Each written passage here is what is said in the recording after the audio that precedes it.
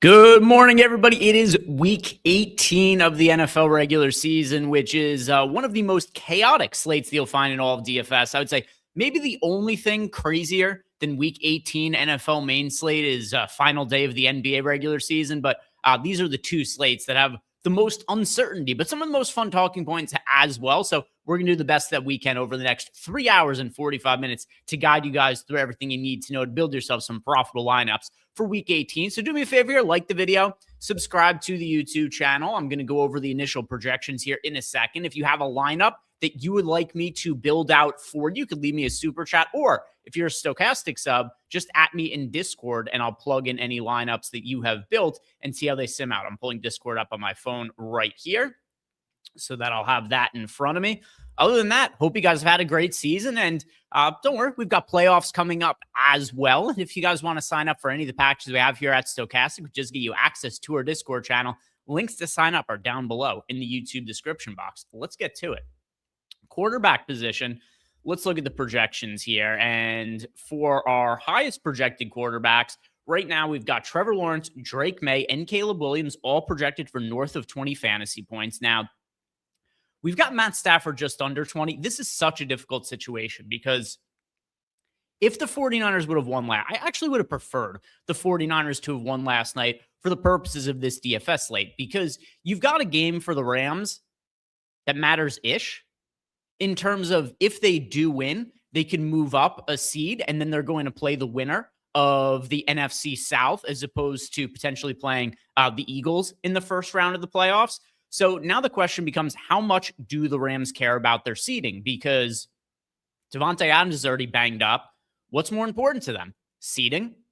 Being as healthy as possible heading into the playoffs? Do they care at all that Matt Stafford is potentially an MVP? It's hard to say. We could see the starters play a quarter, a half, the entire game, just the first series of the game. There's such a wide range of outcomes for the Rams. As of right now, we've got them projected to play for the entire game. That's definitely something that could end up changing throughout the morning as we get more information and projections get updated. But right now, we've got Stafford and the Rams projected for a full workload. Ownership at the quarterback position. Here's what we've got. Trevor Lawrence, massively popular. We actually got 28% projected ownership going to Trevor Lawrence. Caleb Williams, 12% owned. Drake May, 10% owned. So that's what we've got for chalk at the quarterback position. Then everything else pretty spread out. There's some really interesting cheap options that we could go to a quarterback for this slate too, because you've got Tanner McKee, $4,500, even though it's all the Eagles backups playing today. You've got him against a pretty shitty Commanders team. And also the Commanders have a ton of guys out. That's been the case for them the entire season. So Tanner McKee, $4,500. You've got a Mitch Trubisky at $5K for this slate. You've got a reasonably priced Jackson Dart at $5,700. Tyler Shuck taking on the Atlanta Falcons. He's playing for the Rookie of the Year. He's only $5,300. So lots of viable cheap quarterback options on the slate. At running back, let's see what we've got here.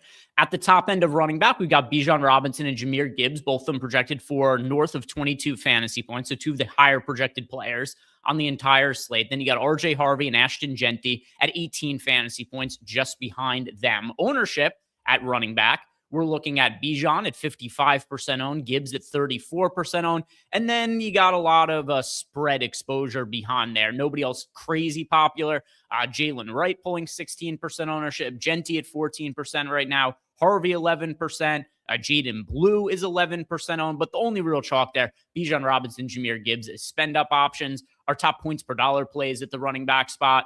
Jalen Wright, followed by Jaden Blue, and then you've got Bijan Robinson, Ashton Genty, Jahmyr Gibbs. Wide receivers, and this should also be, Puka Nacua right now, 24 fantasy points. Same sort of, Nico Collins won't play for this slate. All right, so there's a wrinkle for us. So no Nico Collins. Let's see if anybody else gets ruled out from the Texans. Checking. I thought that we were going to see Nico Collins play. Apparently not, though. Anybody else getting ruled out here? Looks like not at the moment, but maybe that should change our outlook on some of the Texans guys if they're not going to have Nico Collins play. But anyway, other wide receivers, We got Puka Nacua at the top. Mentioned a lot of uncertainty right now in how much the Rams guys are going to play. I think there's a decent chance that we get some sort of update in the next couple of hours, or maybe it'll just be a total guessing game going into the game. Maybe the Rams don't even know, and McVay just kind of wants to play it by feel and get the guys reps, and maybe just wants to go out on a high note because they looked so shitty last week. Maybe just wants to build some confidence, give him a couple series to build up. But Puka Nacua right now, we got for the full workload at 24 fantasy points. Jamar Chase at 20.72 fantasy points. Here's what I like about Jamar Chase. Does the game matter for the Bengals? No. But you know what else didn't matter for the Bengals? Last week, the week before, the week before, the week before. They haven't played in a meaningful game in a while. So with that said, Jamar Chase, he has played his normal workload for a while without any of these games mattering. So this is kind of just status quo for a guy like Jamar Chase. So Chase projecting well. Then just behind him, we've got Michael Wilson, Amon-Ra St. Brown, CeeDee Lamb, and Justin Jefferson all in the 16 fantasy point range. Ownership right now at the wide receiver spot, Puka 33% owned. Then you've got Darius Cooper 23% owned, Jacoby Myers 22% owned, Jamar Chase 21% owned, Justin Jefferson 21% owned. Why Darius Cooper? Well, because all the Eagles starters are out. So guys like Jahan Dotson, Darius Cooper, talked about Tanner McKee being good points per dollar play at the quarterback position. Well, because we've got all these guys out, it's a good matchup for the Eagles against the Commanders, and everybody's so cheap. Dotson's, $3,800 off the top of my head. Cooper's $3,300. So look at points per dollar plays at wide receiver. Cooper, Dotson, number 2. Then you got Kevin Austin because there's no Chris Olave for the Saints. So those are your top cheap wide receiver options. Then you got other solid looking points per dollar ones, Justin Jefferson, Darius Slayton, Jacoby Myers, and Luther Burden, who looked like he had potentially suffered a bad injury at the end of last week's game where he looked great in that game. I think a little bit of a breakout game. Luther Burden, I think he's going to be a star next year and potentially is in line for a big playoffs as well. But Luther Burden, quad injury at the end of last week's game, ended up not being all that much of an issue. He's going to be good to go for today. Tight end. We've got for the top projected tight ends, Trey McBride. Trey McBride's been the top projected tight end every slate for 3 months now or something like that. Maybe the last time he wasn't the top projected tight end on a slate was probably when the Cardinals were on a bye. But Trey McBride, by far, there's a 4 fantasy point gap between him and Juwan Johnson, who's the second best projected tight end. And obviously Juwan Johnson benefiting as well from the absence of Chris Olave. There's got to be somebody for Tyler Shough to throw the football to. Juwan Johnson figures to be prominently in a role for just usage, routes run, targets, all of that for this game. Then you got Hunter Henry, Kyle Pitts, and Colston Loveland also for 11 plus fantasy points. Ownership at tight end, Juwan Johnson 22% owned, McBride 17, Strange 11, Loveland 10. No real crazy chalk beyond Juwan Johnson there. And then your top points per dollar plays at tight end. Greg Dulcich, another Eagles player here, and Grant Calcaterra filling in for the absent Dallas Goedert, who was resting. Then Juwan Johnson and Chig Okonkwo. So with all that said, we have laid the groundwork for some of the top projected players. Now let's go ahead and start building out some lineups. And I'm also going to make sure to keep an eye on the news as we go here, because that is something that could drastically change the slate as we go. First lineup I want to build, just because I think it's really fun to build these lineups in the single lineup sim. And also, beyond just being fun, I think it's actually good lineup. So this is the first lineup that Lofty and I built on the single lineup sim show on Wednesday. And I want to bring this back. Tanner McKee at quarterback. So here's the difference, though. When Lofty and I did it on Wednesday, Hurts hadn't been ruled out yet. So as a result, we had Tanner McKee. We just kind of built a dummy lineup. We weren't able to sim it because Tanner McKee was projected for 0 fantasy points at the time. So let's go Tanner McKee. Let's plug him in with Darius Cooper and Jahan Dotson. We'll make it a double stack. And now here's what we do from here. Look, I mean, we've got, actually, let's make this a triple stack just for shits and giggles. See how it ends up coming out, because it's crazy cheap. So we go Tanner McKee, Darius Cooper, Jahan Dotson, Grant Calcaterra. Let's see, what's our top points per dollar defense? Funny enough, it's actually the Eagles. Obviously not going to plug the Eagles into this one. Let's go to Vikings. I kind of want to go cheaper. Whatever. They project well enough. Let's just plug in the Vikings at 3K. If we need salary to save a defense, we could go to some other cheap defense somewhere, but I don't think we're going to need a salary all that much. So by plugging in Tanner McKee with this triple stack and then the Vikings defense, We have $8,200 to spend on the remaining positions. Can we just play whoever we want here? All right, let's go to running back. So plug in the studs, right? So we'll go Bijan Robinson, Jahmyr Gibbs. Gives us 8K. I prefer Jamar Chase to Puka Nacua just because of the uncertainty right now in Puka's workload. So let's go Jamar Chase. Then who can we fit into the flex that projects the best? Got Harvey, McBride. All right, so actually, let's take out Grand Calcaterra. It was a little bit too much salary there. Let's go Trey McBride at tight end. And then we've got $2,700 for the flex, which, actually, that could still be Calcaterra. Let's just go Dulcich, though. He projects a little better for us. We've got Tanner McKee, Bijan Robinson, Jahmyr Gibbs, Darius Cooper, Jahan Dotson, Jamar Chase, Trey McBride, Greg Dulcich, Vikings defense. These are the kind of lineups that you could build for this slate. Let's run. I'm going to change this to actually large field contest, and I'll make it a little bit more top heavy. But let's run this out. How is this going to sim? Some of these lineups, I'm not going to be able... Okay, pretty solid, 79.3%. Some of these lineups, it is going to be so hard to guess how well they sim out because it's so different from a normal-looking slate. But that's a really fun, cheap stack that we were able to make there that simmed out pretty well. Now, let's try a Trevor Lawrence stack just because he's so popular. So if he actually is going to finish projected for, what was it, nearly 30% ownership, we got him at 28%.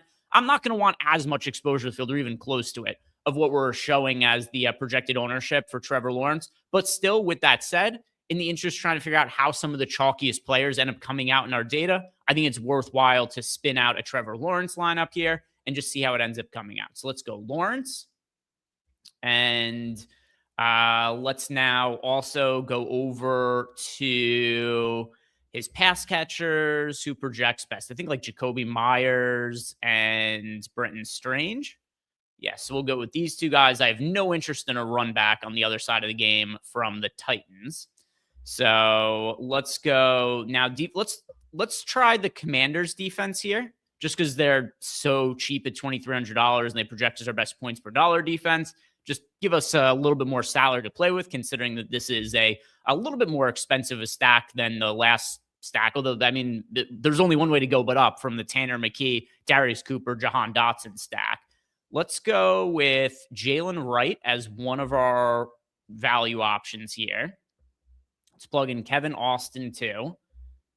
And now let's set this to 10% randomness and have the optimizer fill out the rest of it. So we've got Lawrence, Bijan Robinson, Ashton Genty. Okay, Puka Nacua showed up in this lineup. Jacoby Myers, Kevin Austin, Brenton Strange, Jalen Wright, Commanders defense. Let's give it a run.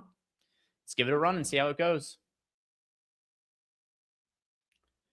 All right, good. Even with all the chalk on Trevor Lawrence, 135.3% sim ROI. All right, interesting. So let's try out a FanDuel lineup now. So on the FanDuel side of things, here, I'll give you guys some of the ownership just because it could be different site by site. But here's what we got. So of all the players, Bijan 56% on, Puka Nacua 34% on FanDuel. We've got Lawrence still very popular, 28%. Jacoby Myers 23%. Jahmyr Gibbs 21%. Jamar Chase is 21%. Wilson 20%. Jaden Blue 20%. Those are all the players on FanDuel who are pulling at least 20% ownership. All right, let me switch over to the DraftKings lineup that I've built out on my other computer or switch to my FanDuel line from my DraftKings lineup. Just get an idea for where some of my exposures are.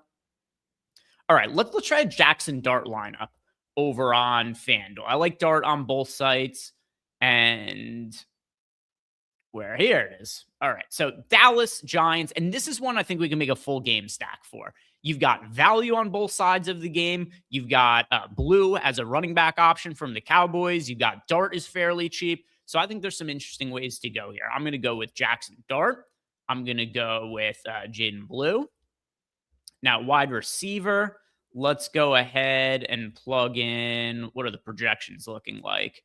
All right, so let's go Darius Slayton at $5,400 as a stack. Tight end. You know, there's no Theo Johnson. I'm not all that inclined to play Daniel Bellinger. There's a lot of rushing upside for Jackson Dart as well. So I'm good with this being a single stack. And yeah, Zach Allen says Nico Collins is out. Yeah, saw that. So projections not updated quite yet for Nico Collins being out. And I presume there's going to be a lot of other players that are ruled out as well. So as of right now, I'm just going to avoid the Texans in the single lineup sims. But I do think that we should look at Higgins as a pretty good wide receiver option, but it just isn't going to make sense to plug him into the single lineup sims because he's just not going to project all that well for us at the moment because we still have Nico Collins in at the current present time. Like, let's see if we go to everybody, what do we have Higgins at right now? Yes, we got Jaden Higgins for 6 fantasy points. Probably marginally higher, probably like 7.5 over on DraftKings. But here we got Dart, Blue, Darius Slayton. And now let's just plug in some of the other top players. So let's go Jamar Chase in this lineup. Let's go to defense and see what defense are best points per dollar over on FanDuel. You've got Vikings are really cheap. Vikings are only $3,500 over on FanDuel. So let's plug them in here. So Dart, Blue, Slayton, Chase. Okay, we got $7,500 left. Tight end. Let's go to Juwan Johnson at $5,300. We haven't plugged him into a lineup yet. Now at $8,200. Let's go Bijan at $9,600. Gives us a little mini game stack here. We got Bijan and Juwan Johnson. 2 spots left for wide receiver and flex. Let's just have the optimizer finish this for us. It gave us Michael Wilson and Ashton Genty. So the full lineup is Dart, Bijan Robinson, Ashton Genty, Jamar Chase, Michael Wilson, Darius Slayton, Juwan Johnson, Jaden Blue, and the Vikings defense. Let's see how this lineup comes out. We do still have $400 remaining if we wanted to tinker around with this and upgrade some guys, but 121% sim ROI. Eric Mullen wants to know Cowboys wide receivers playing. Yes, I don't want to say anything is definitive until we know for sure, but I don't see any reason they wouldn't play, not on the injury report. And then you've also got guys like, CeeDee Lamb, George Pickens. The Cowboys have been eliminated from the playoffs for a couple weeks now. Like, what's different about week 18 for the Cowboys versus week 17? The games are equally unimportant. So, yeah, I expect them to play. The only thing that's really different for the Cowboys is that Javonte Williams is banged up. That's a slip of the tongue. He's banged up. So you got Jaden Blue is going to be starting, which I do think makes sense. Just from the Cowboys standpoint, you've got a guy who he just hasn't got very many reps this year. When he has played, it hasn't gone all that well. He's only averaging like 3 yards per carry or something like that. But I think that there is an idea here that the Cowboys want to give Blue touches and just see, is he our backup running back next year? Does he have a role on the team? This is the time that some of these teams could do these like fact-finding missions to figure some of that out. So that's why we project Blue well, and I think that he is going to ultimately end up playing a pretty substantial workload. He's one of my favorite value plays that we have on the slate. All right, so there's a Jackson Dart that we built over for FanDuel. Let's go back over to DraftKings now and try some different sorts of builds. We did the Trevor Lawrence really chalky build on DraftKings. We've also done the really cheap build with Tanner McKee. Let's see. How about Drake May, maybe? Do you want to try a May stack or some of my exposures looking like in the Sims? May shows up a lot. So does Caleb Williams. All right. So those are a couple of quarterbacks I want to try out. And I think a lot of you are going to have interest in Tyler Shuck as well. So we'll try out a lineup with him at some point as well. Drake May. All right. So it's very unlikely, but here's why the game matters for the Patriots. While it is not very, very unlikely, if the Patriots win and the Broncos lose, the Patriots are your number 1 seed in the AFC. That would also probably lock up the MVP for Drake May. Now, why is that unlikely? Well, it's unlikely because the Broncos are playing the Chargers, and even though the Chargers could change their seed, they've decided they don't really give a shit about that. So Justin Herbert isn't playing. So with that in mind, what's the line now on that Denver game? Denver's favored by how many points?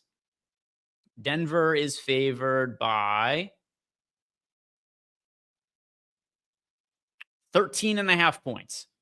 So very unlikely that you're going to see the Patriots as the number 1 seed. But with that said, I think as long as it is a possibility for them, they're going to go for it. And they're going to have their starters out there. So we've got Drake May as our quarterback. And now who's projecting well?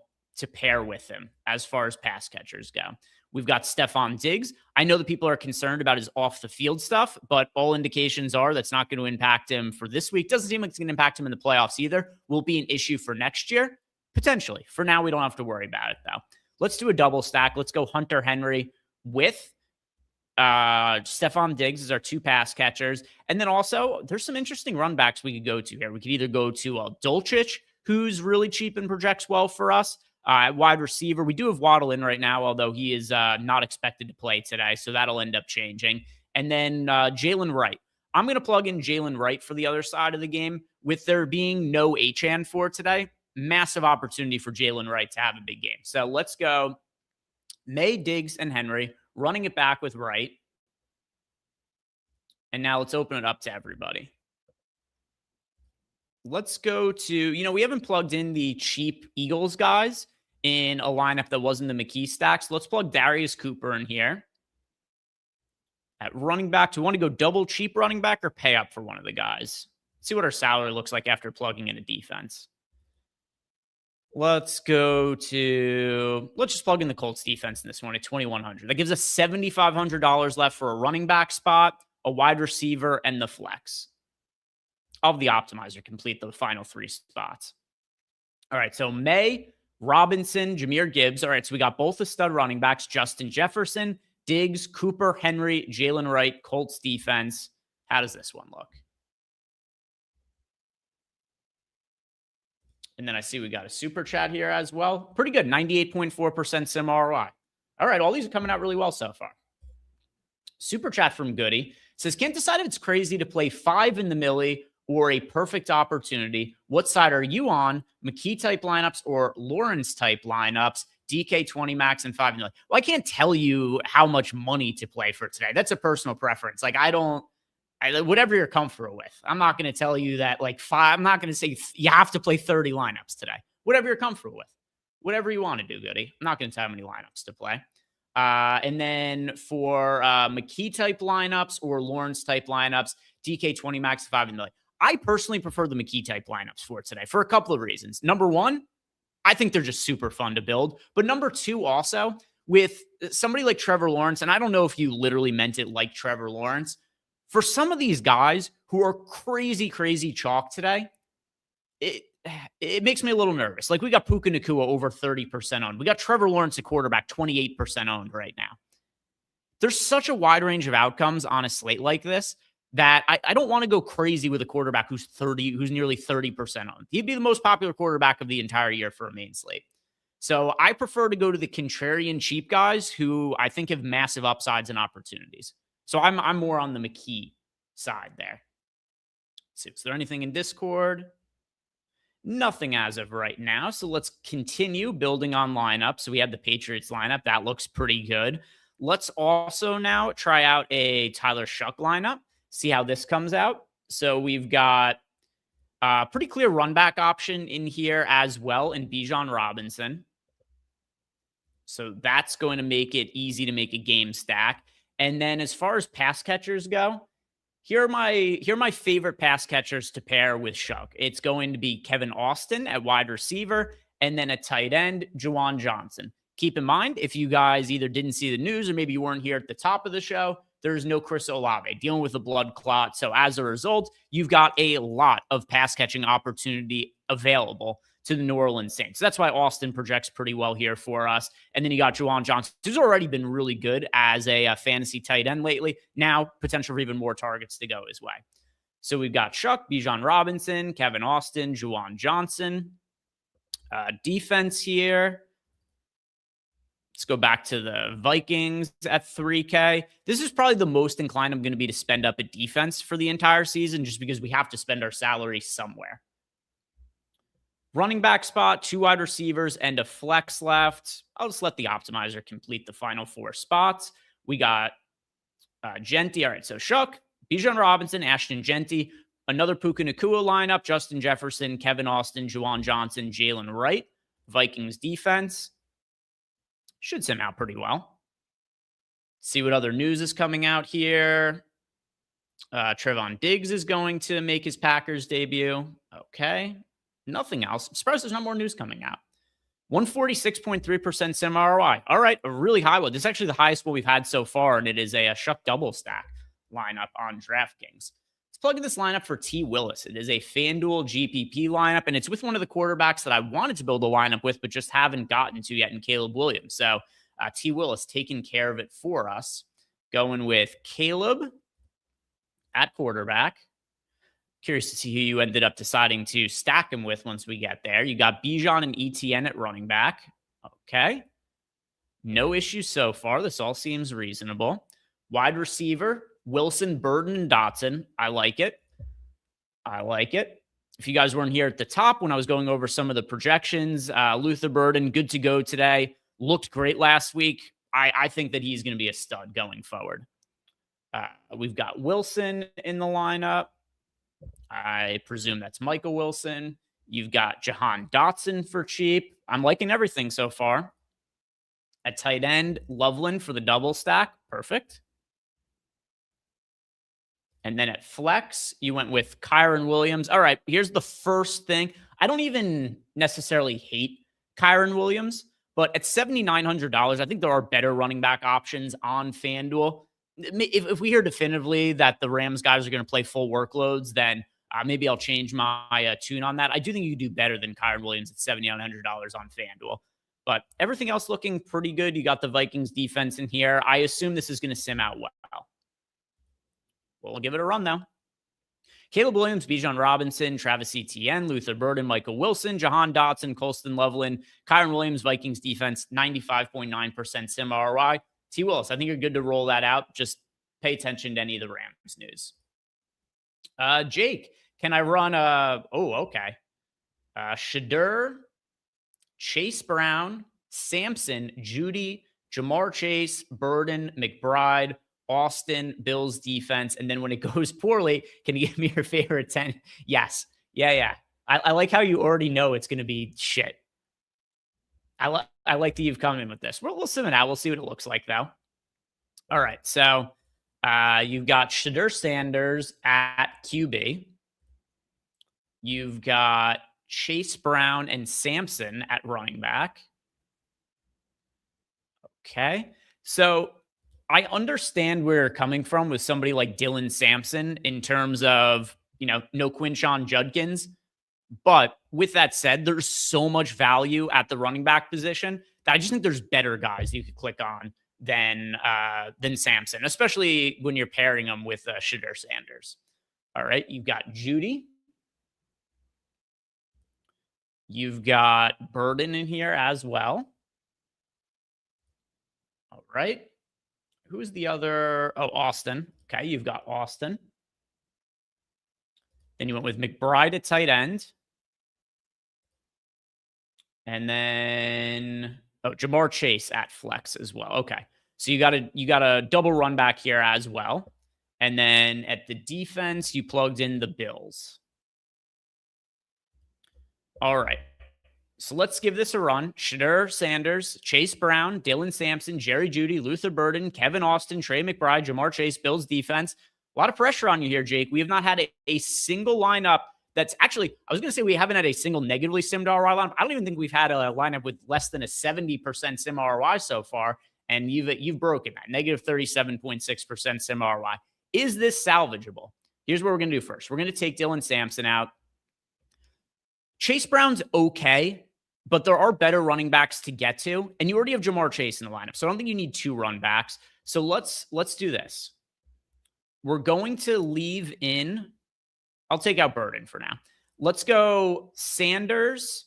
I'm going to take out the Bills defense too. I'm making wholesale changes. So we're going to leave in the Sanders stack with the Chase run back though. I'll leave in Kevin Austin as a value option. We'll leave in Trey McBride at tight end. And let's run the optimizer here and see what ends up around these guys. All right, Sanders, Bijan Robinson, Ashton Genty, Jamar Chase. Still got Austin, still got Judy, still got McBride. We got Juwan Johnson to make it a double tight end lineup. And then also the Commanders defense showed up here. Let's run this and see how this sim ROI comes out. It's got to be better. There we go, 32.7% sim ROI. All right, we made it slightly positive. I do think there's a ceiling to how well we could have Shadur Sanders lineup sim out, but it's positive. So that's certainly better than where we were at before. Got a question from Discord. It is Commando wants us to build out a FanDuel lineup. We could absolutely do that. He's building a Jackson Dart lineup. All right, so he's got Dart. This is pretty similar to the Dart lineup we built earlier on FanDuel because he's got Dart and then he has Blue as a run back, which is also what we did before. He's got Bijan in the lineup. I believe we had Bijan in that lineup before as well. So far, 3 out of 3 same players from what we built before. He's got Darius Slayton, who was in our lineup before as well. Here's one difference, though. He's got multiple run backs because he's going with George Pickens in the lineup, whereas we did not go with Pickens or CeeDee Lamb in the other Jackson Dart lineup that we built out. He's got Jamar Chase at wide receiver. He's got Juwan Johnson at tight end. Yeah, this is crazy similar to the one that I built out before because we also went with Juwan Johnson at tight end. Then you've got Austin at the flex. And then at defense, you went with Denver. So you paid up for Denver's defense. I presume, yeah, we got them projected for the most fantasy points of any defense. They use exactly all of the salary. All right, let's run this. Run this for Commando, see how it comes out. And we have, I think it should be positive. Yeah, 34.8% sim ROI. I do wonder, let's try instead of Pickens, let's just go CeeDee Lamb. Let's take out the Broncos and Pickens and go to Lamb at wide receiver. And let's take Austin out as well. I think Austin's a much better play to me on DraftKings than FanDuel. But then also, you've got here on DraftKings 2 pass catchers from the Saints. I know it is like a mini game stack with Bijan, but I'm just curious if this comes out simmed better. If instead we go from Pickens to Lamb, and then we take out the Broncos defense, take out Austin, optimize the final 2 spots, gave us, I don't really like Jordan Mason all that much. Let's do one more roll. One more roll of this. And we got, all right, cool. Jalen Wright and the Bills defense. So Dart, Robinson, Blue, Chase, Lamb, Slayton, Juwan Johnson, Jalen Wright, Bills defense. I think this will come out simmed a little bit better than the last one. Yeah, 78.6% sim ROI. Our data does like Lamb better than Pickens if you're trying to choose between the two. Got a super chat here. This is from the Kyle guy. He wants to go with a J.J. McCarthy lineup because he is apparently likes to torture himself. Bijan Robinson, Montgomery. All right. I'm going to assume this is a DraftKings lineup, but we'll see. All right, J.J. McCarthy. And then you've got Bijan at running back. David Montgomery is very unnecessary for this slate. We've got him projected for 9 fantasy points at 5K. I'm fairly sure that he's going to bring this lineup down in a significant way. But we'll build it out, and then if it comes out negative, we'll take Montgomery out and we'll make some upgrades. Diggs, Keenan Allen.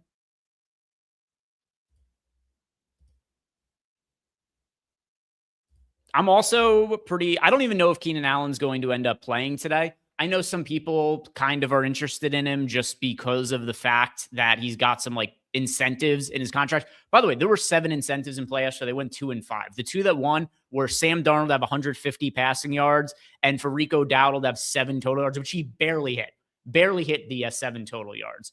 So just be careful playing guys strictly because they have incentives. You've got Oliver at tight end. And then you went with Puka Nacua in the flex and the Giants defense. All right. Let's see how this one goes. I think this is going to be negative, but who knows? This is a weird slate. But we've got, Montgomery projects really poorly for us. Keenan Allen projects really poor. Yeah, this lineup, negative 79.5% sim ROI, cash 8.7% of the time in a GPP. So let's make some wholesale changes. You've already got Justin Jefferson. I don't think you need a stack with Oliver and Jefferson. Oliver also projects really poorly for us. So let's make this change. We're going to take out Keenan Allen, David Montgomery, Oliver, and the defense. I'm going to leave in the guys who had in your lineup that project decently for us. Puka Nacua, Stephon Diggs, Justin Jefferson, Bijan Robinson, JJ McCarthy. All right, if we run around, if we optimize around these guys, who shows up? McCarthy, Robinson, Genti, Puka Nacua, Justin Jefferson, Diggs, Greg Dulcich, Kevin Austin, Commanders defense. All right. Can we get this to be a positive sim ROI with JJ McCarthy? There we go, 60.2%. So some changes there for you, Kyle Guy. And we did end up getting it to be positive. All right, what do we got here in Discord? Boom Shack. Boom Shack says DK early only. Okay, so he's playing an early only lineup. Can you tweak a couple lines and tell me what you like by locking Dart, Slayton, Bijan? Yeah. Okay, so let's build out an early for Boom Shack here. And there's probably more people playing the early and the late slates today, or at least thinking about playing the split slates than normal. Even though the contests are smaller than they normally are for the early and late, I still just kind of haven't, maybe it's just my own bias because I'm kind of more interested in the split slates than normal, but I understand the reasoning for them. You could segment out the games. There might be information for the late games that we don't get until the early games end. So we've got Boom Shack wants to plug in Dart, Slayton. For the early slate, we've got Dart 13% owned. Who else are you going in? All right, you want to have Bijan in the lineup. He's 74% owned on the early slate. I get it, though. You've also got at wide receiver, Slayton. Okay. You got Justin Jefferson. You've got Juwan Johnson at tight end. Was there anybody else? Dart. He said Dart, Slayton, Bijan. Okay. So we've got, these are the players that he wants us to go with. Let's complete around these guys. And also, I think the kind of heart of your question is there anything wrong with that as a core? Absolutely not. I think all those guys totally, even for the main slate, those guys are totally reasonable. So especially for the early slate where there's less options, this is kind of nice. By building out the rest of the lineup in the optimizer, just gave us Tyrone Tracy, who's a capable pass-catching running back. So we got Dart, Robinson, ETN, Jefferson, Jacoby Myers, Slayton, Juwan Johnson, Tyrone Tracy, Vikings defense. Let's run this. I think it'll come out fine. Yeah, actually more than fine. 148.2% sim ROI. So for what you're getting at, is this a reasonable core for the early slate? Absolutely. Absolutely. I think it's a good core to be running out. All right, we'll go back to the main slate now. We built out the Caleb Williams lineup on FanDuel. We haven't done one yet on DraftKings. So let's try a Caleb lineup on DraftKings to see how that ends up looking. And then I see Chacha. I see your question as well. We'll get to yours next. All right, Caleb. So let's go Caleb. I'll also make this one a double stack like we did on the FanDuel lineup that somebody super chatted us with Burden and Loveland. And then let's go to Gibbs as a run back. So we've got Caleb Williams, Jahmyr Gibbs, Luther Burden, Colston Loveland. Let's plug in Darius Cooper. Haven't used him in a few lineups, and I like getting to him as a value option today. If at defense, we go back to the Vikings, that gives us $6,800 left for a running back, wide receiver, and a flex spot. All right, let's have the optimizer complete it. Still got to both the stud running backs, Caleb Williams, Bijan Robinson, Jahmyr Gibbs, Justin Jefferson, Luther Burden, Darius Cooper, Colston Loveland, Tyrone Tracy, Vikings defense. Let's run it. This did leave $600 in salary left over, so if this doesn't come out with a great sim ROI, we could re-roll it. This is fine, 65.1% sim ROI, but with $600 in salary left on the table, there's definite improvements that we could have done to that lineup, but that's okay for now. We've got Choke Hold'em wants to know, do the sims account for incentives? Well, sort of. I mean, in terms of what we're projecting players for, it's relative to how incentivized they are to play the game. Does the game matter? But it's not like there's some automatic boost for, hey, this guy has a contract incentive, therefore he's projected for 4 more fantasy points. Like Keenan Allen's contract incentives today, I'm not even sure he plays, but he projects really poorly for us. But also, I don't think you want to play guys strictly because they have contract incentives. But I mean, in general, how much we think guys are going to play is going to depend on how much the game matters for the individual players and the teams. So the answer is yes, but indirectly, probably not in the way that you're thinking of it. There's not like just some auto incentive boost that shows up in our back end or anything like that.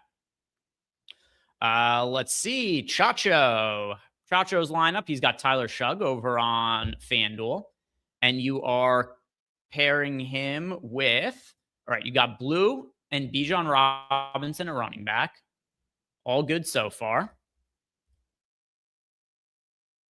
Now at wide receiver, you've got Austin, Chase, and Diggs. Okay. No issues so far. I did mention before that in general, I prefer Austin on DraftKings to FanDuel, but if you're rostering Shuck as your quarterback, then all good. Then I think it totally makes sense to have Austin in there.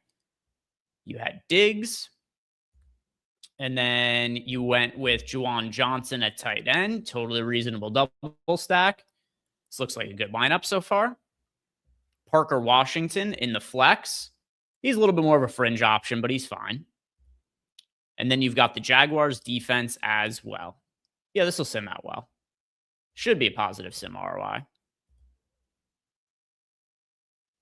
And then, boy, no super chats for the entire show. I'm 3 minutes away from finishing, and then like 4 of them come in. Oh, wow, negative 44% sim ROI. That's surprising to me. Let's just see if we take out Parker Washington and the Jaguars defense. Let's see if we just swap out those couple of guys, what it does. Blue and the Vikings. All right. I wonder if just that 2v2 swap is enough to make it positive. Yeah, 28.8%. Nice. So we're good there. Tyler Peffel. What is the FanDuel lineup with the highest cash percentage? So I'll answer it this way. I don't know if you mean for a cash game or for a GPP. You don't want to be using the single lineup sims and simulating it out for a cash game, but here's what you could do. Just press complete the lineup on 0% randomness. Forgot to change it to 0% randomness. And this will give you a rough idea of who looks best for a cash game. Now, keep in mind that there are still things that could change for this particular slate, but here's our highest projected lineup for FanDuel. Trevor Lawrence, Bijan Robinson, Travis Etienne, Puka Nacua, Jacoby Myers, Jahan Dotson, Juwan Johnson, Jaden Blue, Vikings defense. I do prefer Jamar Chase to Puka Nacua right now, particularly for cash games. But yeah, just keep paying attention to the news as we get closer to lock. D Sway has got a Caleb lineup he wants us to run over on DraftKings. We could absolutely do that. We've got, let's see, Caleb Williams with Bijan, and who is your other running back in here? You also went with ETN. Okay. So let's go. Bijan, ETN. Wide receivers, you went with Chase as a pay up. Then you've got, I assume this is DJ Moore. You've got Darius Cooper. And then you've also got Loveland at tight end. You got Ray Davis. So Ray Davis doesn't project as well for us now as he did earlier in the week, because the now assumption is that we're going to see at least some amount of James Cook. It's undetermined how much, but now we've got Ray Davis only projecting for 5 fantasy points. He's going to hurt your lineup a decent amount here. And you want the Dolphins defense. Dolphins defense, I do not like playing them against the Patriots either. I think your lineup generally looks okay until we got to like Ray Davis and Dolphins at the end. Yeah. Negative 62.5% sim ROI. Let's take out Ray Davis, the Dolphins defense, and ETN for now, just because we might be able to turn him into somebody more or less expensive that projects better points per dollar. Caleb, Bijan, Ashton Genty, Jamar Chase, Darius Cooper, DJ Moore, Jawan Johnson, Colston Loveland, Bills defense. How does this come out? Hopefully at least better than a negative 62% sim ROI. Yeah, 46.7%. All right. At least we made it positive for you there, D-Sway. Miami Mike has got a Trevor Lawrence lineup here. We've got Trevor Lawrence with Cook and Blue. All right. By the way, I would not play James Cook today, even though he's now expected to play. Here's how I think he's going to play. He is live for the league rushing title. In the first game on the slate, first slate of games, you got Jonathan Taylor playing, and whatever James Cook needs to get the rushing title, or at least to be ahead of Jonathan Taylor, because who knows? In the night game, Derrick Henry could have 400 rushing yards, then none of it matters. But I think they're going to have James Cook play until he gets one more yard than Jonathan Taylor, and then he'll be done for the day. So James Cook, I think he's very, very limited upside. I don't think they're going to run him into the ground or anything. But Cook, Blue. Now you're going Slayton, Myers, and Washington. So you got a double stack. Myers and Washington is your stacking partners. What'd you go with at tight end? All right, so Brenton Strange for the triple stack. Especially for you, Miami Mike. I can't believe you're not plugging in Jalen Wright as your value option today. Or Dulcich or somebody. Usually love rostering your Dolphins guys. And there's actual real valuable cheap options. Puka Nacua, Broncos defense. I would be really surprised if this isn't negative. A lot of it's going to be because of James Cook. But we'll give it the run. Maybe I'll be wrong. Yeah, negative 15.1% sim ROI. Let's just simply do this. Take out James Cook. Take out the Broncos defense and just optimize these two spots. We got Bijan and the Vikings defense instead. This is probably going to make it positive. Probably. Yeah, 46.2% sim ROI. So there you go, Mike. Otherwise, pretty decent. Just make those a couple changes. I don't think James Cook is a very good option for it today.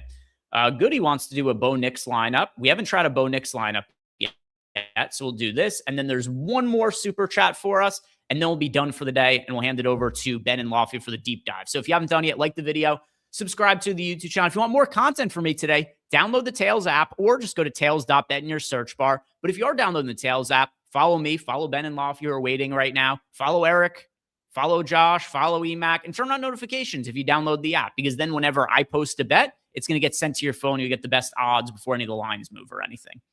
All right, Bo Nix, Bijan Robinson, and Ashton Genty. Okay. Who else do we have in here? You got Justin Jefferson, Cortland Sutton. So Sutton makes sense as a stacking option here with Bo Nix. Then you've got Jahan Dotson, like him as a value wide receiver. You went with Dulcich at tight end. Very good points per dollar projected in our data. Actually, the top points per dollar player on the entire slate in our data. You've got RJ Harvey in the flex. And then for defense, you went with the Broncos. All right. Let's give this a run. Got a Denver Onslaught stack here. And then the opposite of a Denver Onslaught stack to finish us out here. 125% similar. Good looking lineup there. Broncos Onslaught. You had Bo Nix. You had him combined with RJ Harvey and Cortland Sutton. And you also had the Broncos defense there. Came out really good. 125% sim ROI. Now it's funny. So we just did a Broncos Onslaught. In the final lineup somebody wants us to build here. John wants us to do the complete opposite, a Trey Lance stack. So let's plug this in. Trey Lance at QB, who projects fairly poorly for us. 13 fantasy points. And then Trey Harris as the stack at wide receiver. Also doesn't project all that well for us, just 4 fantasy points. But let's see if we optimize around these guys, and now we should have pretty good projected players around them. Trey Lance, Bijan Robinson, Ashton Genty, Puka Nacua, Justin Jefferson, Trey Harris, Greg Dulcich, Travis Etienne, Commanders defense. Can we make a positive sim ROI Trey Lance lineup? We will see. We cannot. I don't think we're going to be able to do much better than that. I don't recommend playing Trey Lance today. And that's what I'm going to be closing with here, guys. Thank you all very much for watching. If you have not done yet, like the video, subscribe to the YouTube channel, and don't go anywhere. 3 more hours of football coverage, but coming up next, it's Lofty. It's Ben with the deep dive. Good luck today, guys.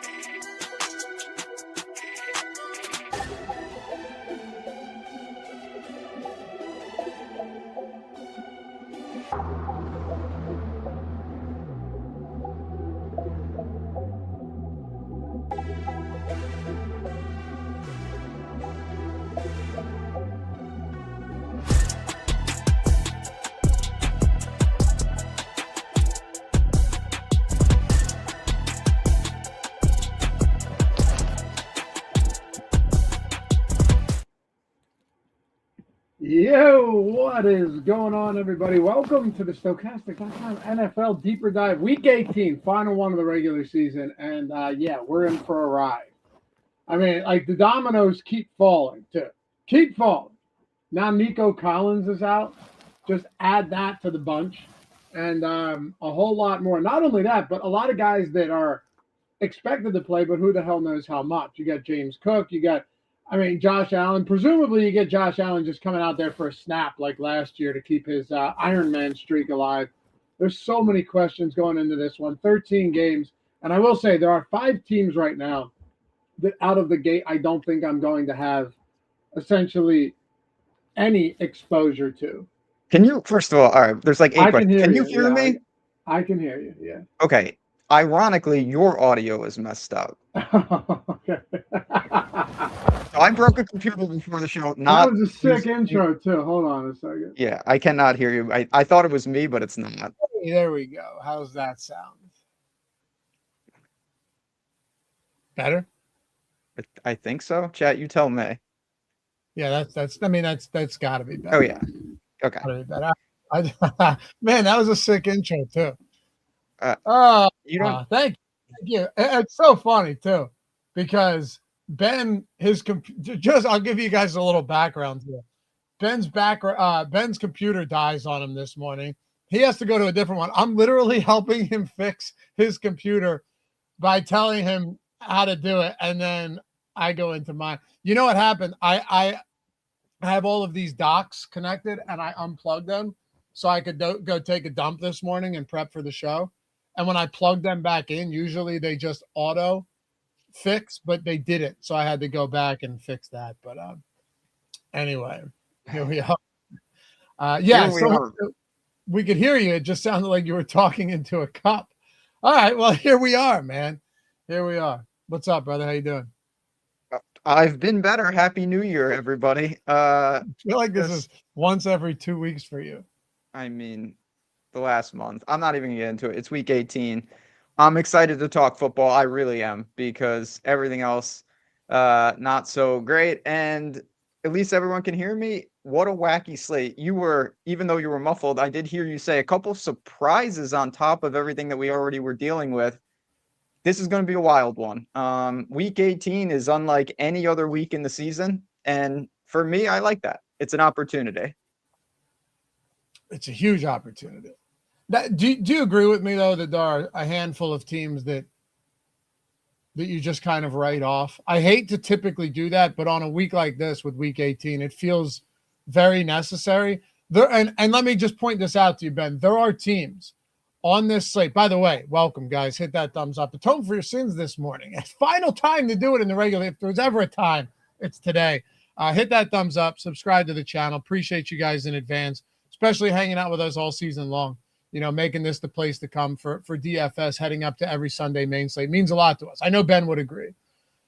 It depends on his mood, I suppose.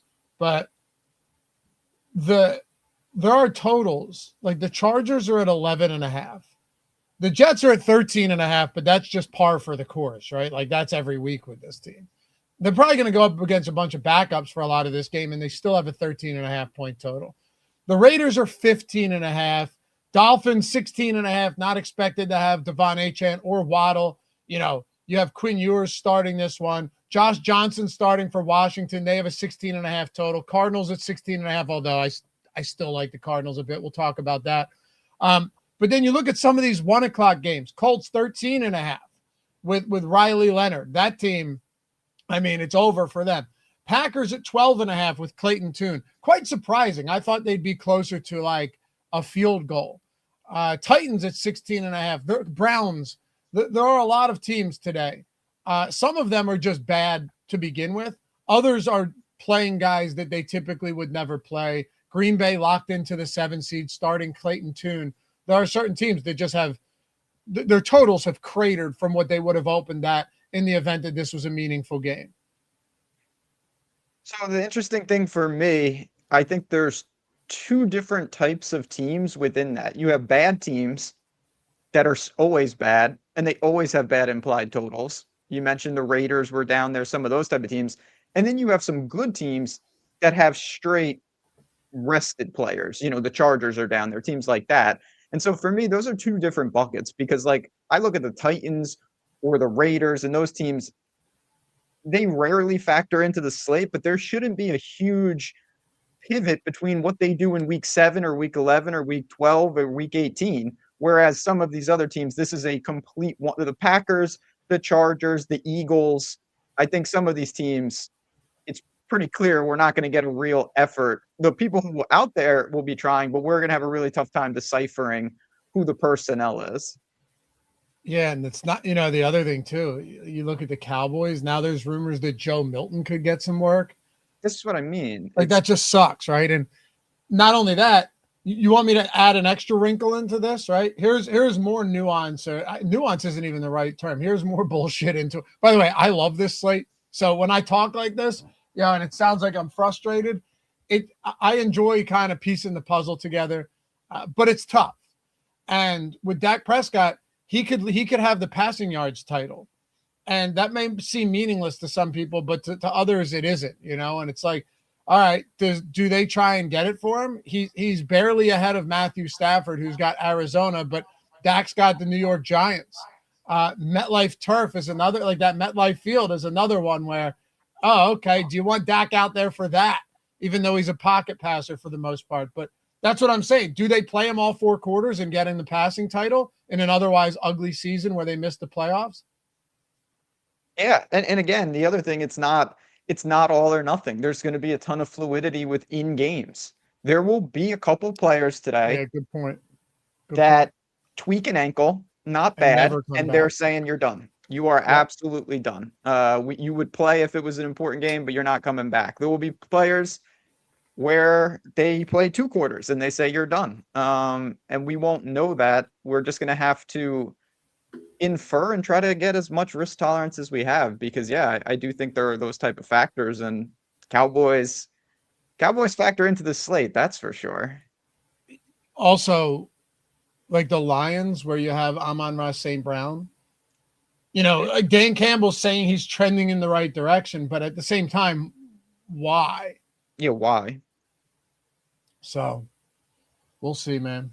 Let's get into it. Glad you guys could join us. Final week of the year. I'm definitely digging into this afternoon slate too. I'm going to have some fun with that. You have to. I mean, it really depends on how tilted I am by the time like 1:30. Brave person. Good for you. What do you mean?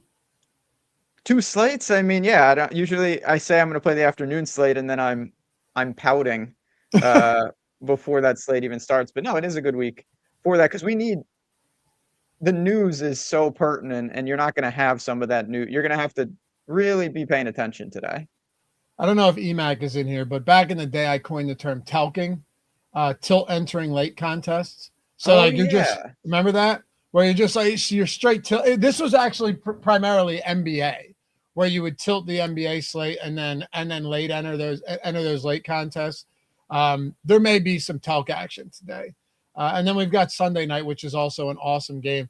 Those games yesterday kind of stunk. They weren't they weren't great, and you know what sucks? I only played a few lineups because on Saturdays I'm usually out like all day with the family and stuff, and played a few. And I was like, you know what? I'm just gonna go underweight to this Carolina Tampa Bay game, and the only guy I had a lot of was by a lot. On the few lineups I had in every one, Tommy Tremble. I was like, that looks good because this game could shoot out later on, and 13-3, and it just and it turns out that you needed to fade that game. So you needed Otten, obviously. Yeah, but Kate Otten. It was very, a game like that with the low scoring. It was only 2 games. Like 2 catches by Coker late changed the entire It was just an ugly slate, but yeah, we got a lot today. Yeah, we'll see what we can do. We had a couple of super chats. Where are these? And Goody, I'll get to that question when we get to the game. Did we have some super chats? Yeah, I can't even. If you just go to Starred, see Starred up there. So like here's one. Anthony Hunt. What does New England need for home field through the playoffs? They need Denver to lose and them to win. Yep. Yeah, they need Denver to lose and they need to win. In all likelihood, they win and Denver wins. Denver's. But you could also get home field through the playoffs if you like if you win and then Denver loses their first game. They're on the but they get the bye. I'm saying if Denver loses their first game, you wouldn't be playing them, right? With the way that. No, of course not. Yes, if New England in the AFC Championship game, New England could be hosting. If it's not like last year, the Eagles hosted. Eagles did not have a road game in the postseason, and they were the 2 seed. So, but I know what he's asking. Yeah, it's a win and Denver lose. Yeah. Go ahead. Plug it in. Sorry. We have one more from him saying, what did the Falcons gain by winning? I feel like Puka better spending up than Bijan. What do you think? I mean, the Falcons gained nothing, but it does seem I put them in the Cincinnati bucket of like they're trying to finish strong. They're trying to play hard. I expect full go from the Falcons. I expect the Falcons to win, actually. And that kind of sucks for Tampa, but they dug their own grave, so hard to feel too bad for them. Isn't it crazy that if they win this game, they finish with the same record as the Panthers and the Bucks? That whole division is it's an embarrassment. It's disgraceful. I'm telling you that I just want the Saints to be the team. They should just give the Saints the playoff spot, so it could at least be somewhat fun. Anyway, were those the 2? Ready to get into it? I believe so. All right, let's do it. Citizen X. I think Tampa needs the Saints and the Panthers need the Falcons. Correct. What is that? Is that a common opponents thing? I didn't even spend time looking into it. Like some type of tiebreaker. And if the Falcons win, Carolina goes. Yeah. All right. Ben having tattoos is plus 50. There's no chance Ben has tattoos, right? I don't even know. You can't even. Ones. No, you don't have any tattoos. I know for a fact you do not have tattoos. No. Should I just? Yeah, dude, if you have full prison work. Yeah. I have my winning showdown lineup tattooed right down here. So memento style. I actually tattoo all my lineups so I can remember. Remember them, yeah. I should do that with the bad ones. I would run on slate. I'll get a tattoo today. All right, let's do it. First game up in the end. Houston 10.5 point favorites. No Nico Collins today. So that's an interesting debate. I didn't see that one coming. Yeah, I mean, but Houston also, I think they need a lot of things to go well for them. For like it, I believe they could still win the division, right? But they would need Jacksonville to lose. Yep. And they would need to. Is it that simple? Yep. I mean, simple in theory, but in practice, that's not something that's likely to happen. I mean, Jacksonville should win this game. Yeah, they're prioritizing rest for somebody like Nico Collins. And with that in mind, I do think there are other guys out there who are intriguing at wide receiver, whether it's Jahan Dotson, Darius Cooper. You have Kevin Austin Jr. with no Chris Olave today. Obviously, Devon Vele on the IR. They have no real running backs in there either. So there are a few here that kind of stand out to me. Do you make an argument for like the Jalen Knowles or the Jaden Higgins today? Or do we not really look to Houston here against Indy in a game with a 38-point now, granted, it's a 38-point total, but they're 10.5-point favorites too. Yeah, they're going to be controlling with defense and whatnot. It's not a complete right. Like the Colts are a complete write-off for me. I don't want anything to do with Indy. I agree. Houston, you mentioned the problem is on a slate like this, the amount of pay down wide receivers that you can find is ridiculous. And so I do worry about teams that are in the playoffs because Houston is the type of team in terms of profiling. They're going to be playing hard up to a certain point potentially. Like if Jacksonville is up by 30 points, I would assume that Houston will react a little bit at some point in the game. To me, that's not crazy to think that they potentially ease off. Woody Marks has been banged up all year. And good luck deciphering. They have a lot of wide receivers. It seems like they don't, but they do. They have a lot of secondary wide receivers. I don't really want a lot to do with this game.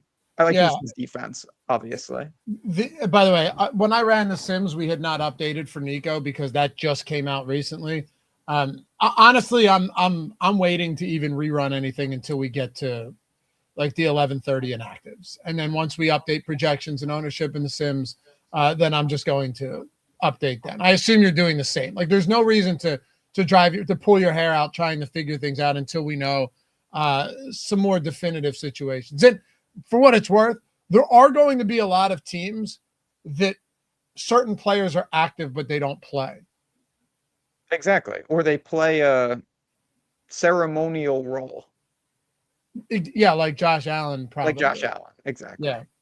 So, like I said, we haven't updated it for Nico being out yet, but he is out. Yeah, I don't love this here.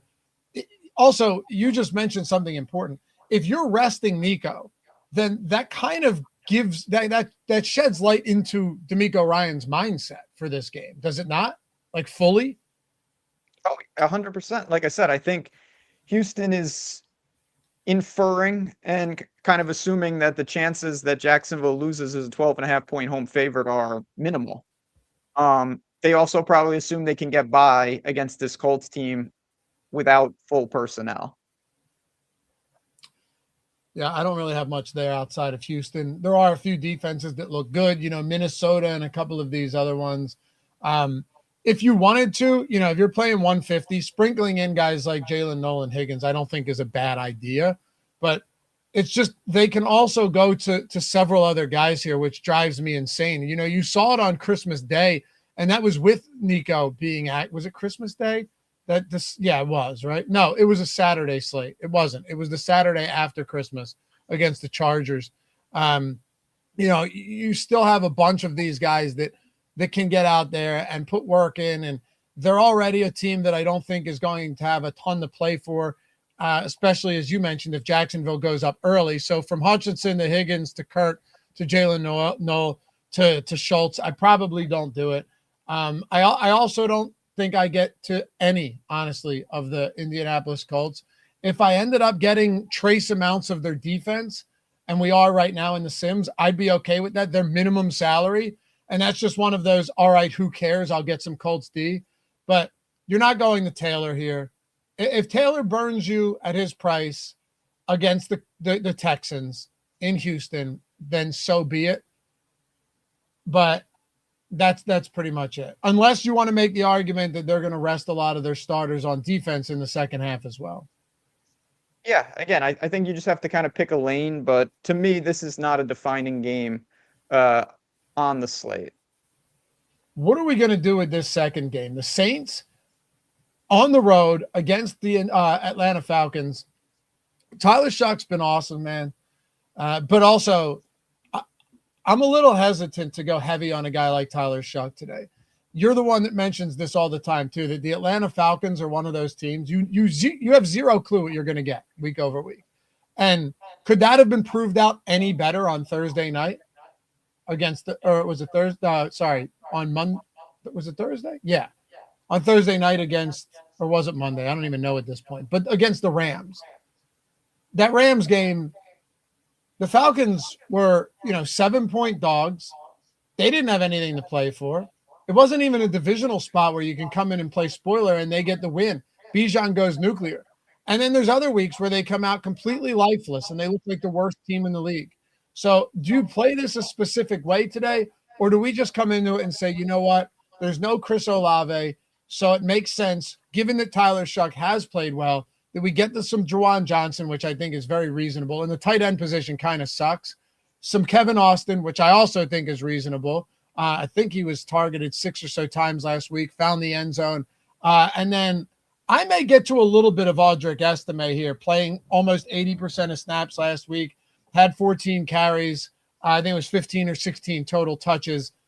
I never know what to make of the Falcons, but I think there's also an argument that they're coming off a big emotional win last week against a good team that in theory was playing for something. This could be a game where the Saints actually look pretty damn good.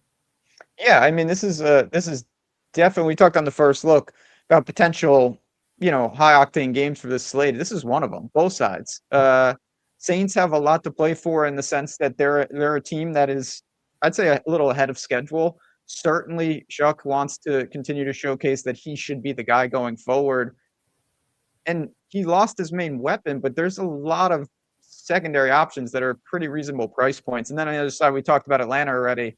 Atlanta's out, but they have a lot to play for. They seemed motivated. They looked good last week. Bijan is outrageously good. You're going to see a lot of Saints with Bijan bringbacks today, and I'm going to be one of them. Did you have sound in the background? Is that where that echo was coming from? Was that you? What? Don't worry about it. I heard it too. Chad had mentioned it was coming from me, but I heard some stuff going on when I was talking through my headphones. It's cool. This could all be through me, the way things are going around here, but no. No, everyone said it's fine now, so we're good. This was a comment that I saw. Low baller, Jalen Wright better than Estime.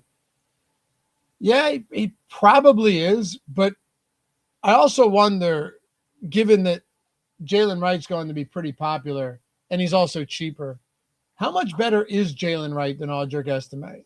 Against New England, in New England, on an offense that with Quinn Ewers and no real wide receivers to speak of, no Devon Achane, nobody that is proven to be able to move the football.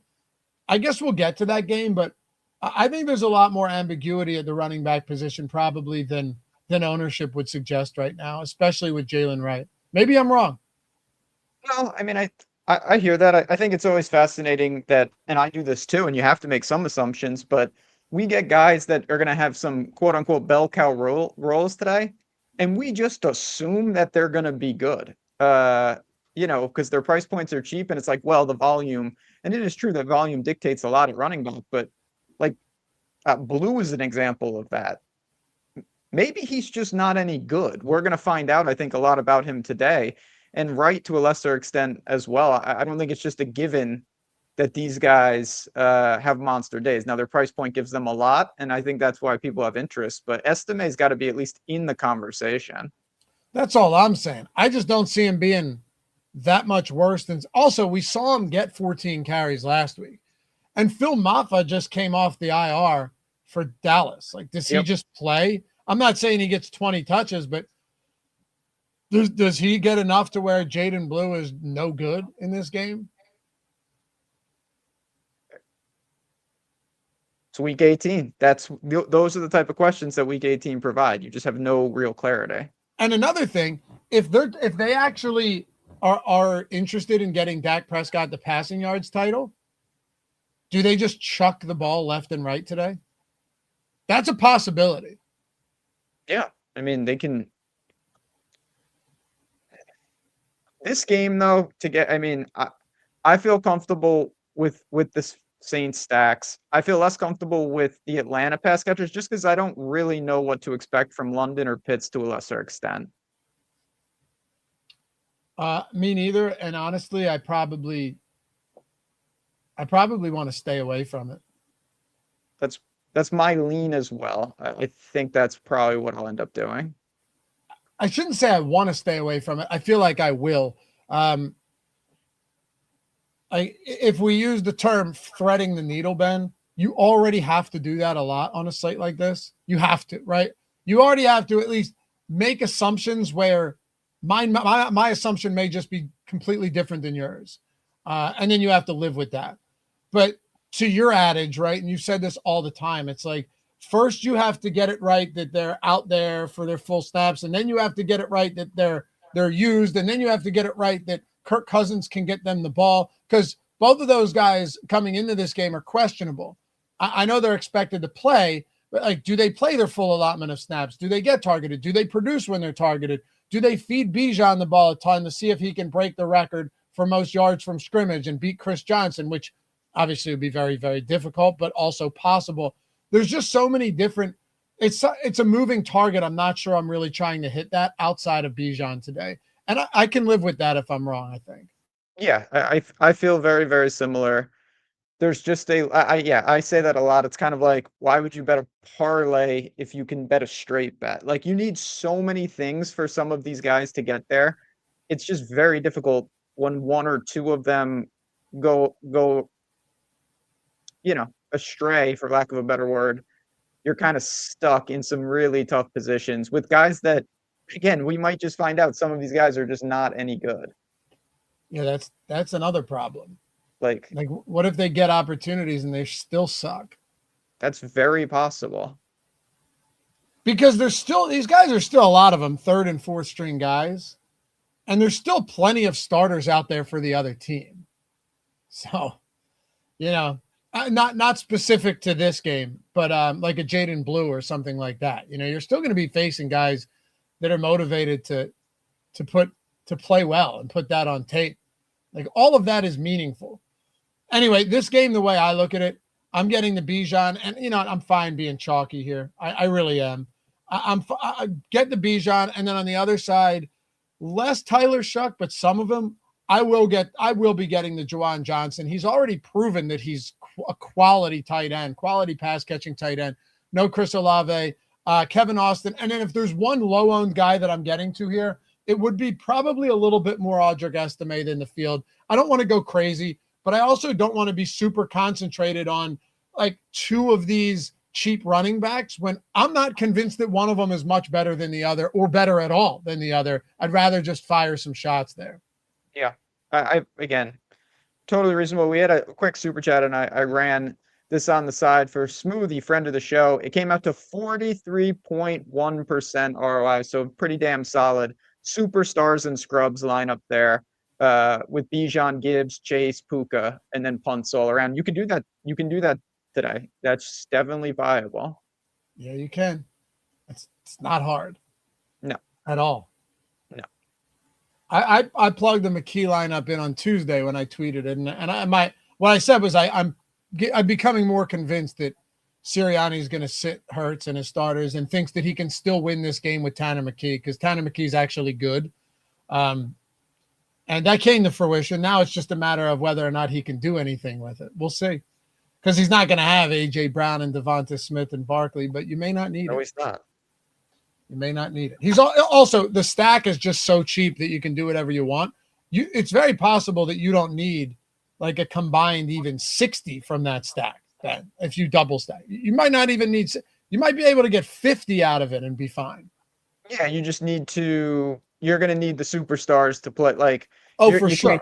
You can't get 22 from Puka either. That's just not. No. That's what I'm saying. If the stack is just enough to where it buoys, it allows you to get everybody else, and they have big games, you'll probably be in good shape. You're right. If Jamar Chase has 15, you're done. It doesn't matter.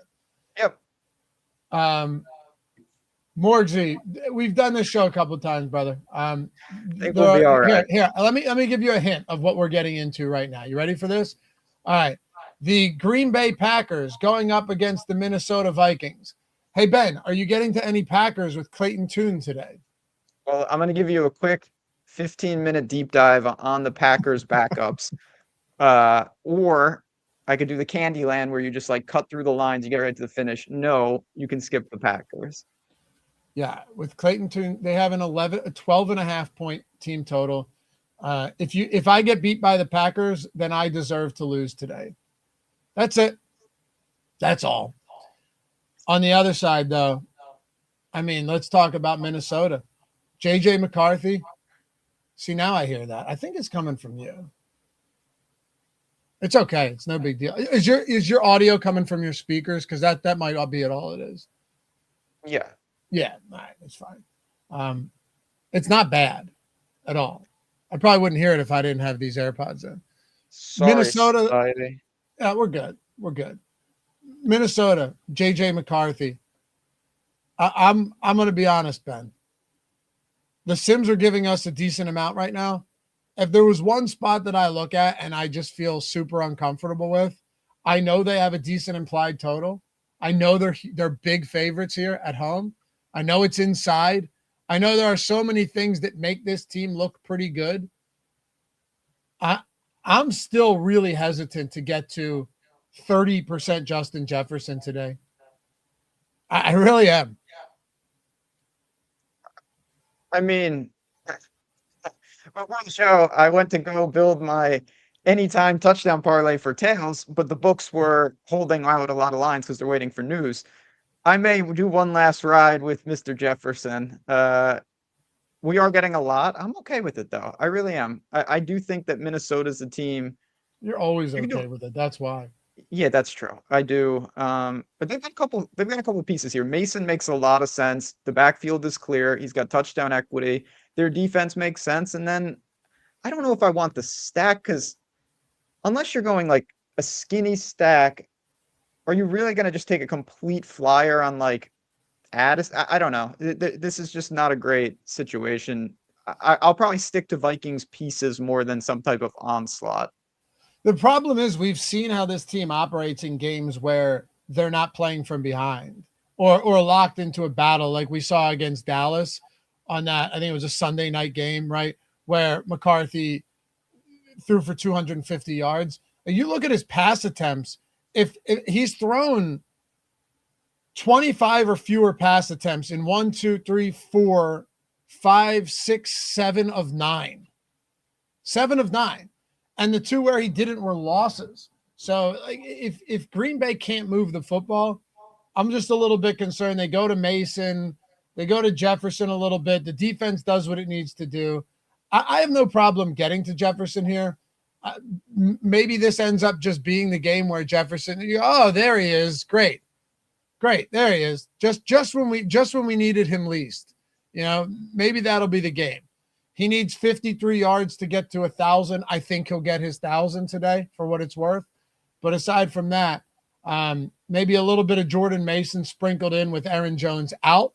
There's no Jones, so Mason should get some work. Vikings defense, and that's it for me. I'd rather not go with the stack here. If I'm going to get some individual one-offs like Jefferson and Mason, I'm fine. I don't want to be overloaded on Jefferson, though, and Vikings defense against Clayton Tune just makes way too much sense. Yep. I feel honestly exactly the same way. Smoothie, we talked about your super chat. I appreciate you. 43.1%. Still a solid lineup for sure. Yeah, we hit it. Yeah, I know. We hit it. And then Plan B, our friend, here we go. It's the Smoothie Wars once again to wrap up the year. Maybe a friend of the show, but I have 4 years of proof. Hell yeah, man. 48 months. All right. So Einsteinium, Golden gets his first touchdown from his boy, maybe. I won't have any skin in the game there. I'll tell you that much. Maybe I'll put him in some type of crazy parlay. I kind of like that call though. Like get him out of the season with it's just so much easier said than done with a wide receiver and a Minnesota defense that, despite the injuries that they've suffered over the past month, are going to be playing their starters. Did him, not that it matters, but I wonder if him and Toon played together. I don't know. While you look that up, I'm going to move to more important things like the Tennessee Titans. Titans are 12.5-point dogs. Got to say, and you and I mentioned this or talked about it on Tuesday, Cam Ward showed a little bit of something last week and the week before that. I mean, look, I don't want to say too much because there's always, possibility that some of these things are just a flash in the pan. And he still was 21-40 and didn't get picked off, but fumbled twice and lost one. There were some blemishes. There's no doubt about it. But he made a couple really good plays where you go, okay, I see. Now you see what they saw in this fella. Yeah, and then the week before that, they steamrolled Kansas City, which shouldn't be a huge shock, but they put up 24 against San Francisco. They dropped 31 in Cleveland against the Browns. They are looking better. I'm not sure how much that matters today. Yeah, I think it matters. Obviously, it matters more for them in life. I think they can feel okay about where they're at for the future. Yep. At Jacksonville, not great, but I will say I'm not completely writing Tennessee off. Tennessee's played in some crazy games. They have been low key a good dance partner for a lot of teams, and not just high octane teams. Teams like the Browns come to mind. Even last week with the Saints, that game was out of control. So I think it's fine. I still don't think you want to go to a Titans stack though. But maybe like if you want to go to Chig or a piece, or you like Jacksonville, it's not a bad idea to think that at least Tennessee keeps the game moving, healthy total. Chig is the one guy right now that we're getting some of. Yeah. Tony Pollard has the incentive. If you haven't seen that, I think he needs 66 yards for like $250,000 or something. But the problem is that 66 yards doesn't move the needle. It doesn't make a difference. So when you consider playing these guys for incentives, it's like, well, his prop is at 67.5. Even the books don't seem super concerned by a Tony Pollard incentive. Last year, do you remember they took Mike Evans and baked that in and his prop came up dramatically because so many people were betting it? Last I looked, Pollard's at like 68.5 rushing yards. It's tough to get there today. Chig looks all right. Overall, though, I still probably do not get much, if any, of the Tennessee Titans outside of, I guess, a little bit of Chigakonkwo. It's still a tough spot to get to. Whether it's Chimera DK or Elik Ayamaner, these guys actually, to me, look less appealing today, knowing that there are other teams with higher totals who are going to have some of these cheaper receivers out there, like a Dotson for Philadelphia. Yep. Again, I think you kind of nailed it. You've got a tight end position that's pretty wide open. Chig he's hitting free agency. He's a talented player. I never thought it was anything but potential, lack of opportunity, lack of a good situation. Do you really want to go further than that, though? There's a big difference between getting a piece of a Titans offense and some type of onslaught, some type of stack. That I think is a little different of a situation. Yeah. The Jacksonville side. Jacoby Myers is 56. Trevor Lawrence is 6,400. We're getting some of him, but we're under the field. His projected ownership right now is really high. Travis Etienne, we're getting about with the field on. This is the one guy I'm a little bit surprised that we're getting less of. Now, last week, I went underweight on Lawrence, and I feel like I was like, man, I felt like I made the right move there. He didn't throw any touchdowns. He had 2 rushing touchdowns. You would have hoped one of those would have gone to Etienne. I know that Tootin is back, but Travis Etienne in this spot, are you a little bit surprised that he's only getting 7-8% ownership right now?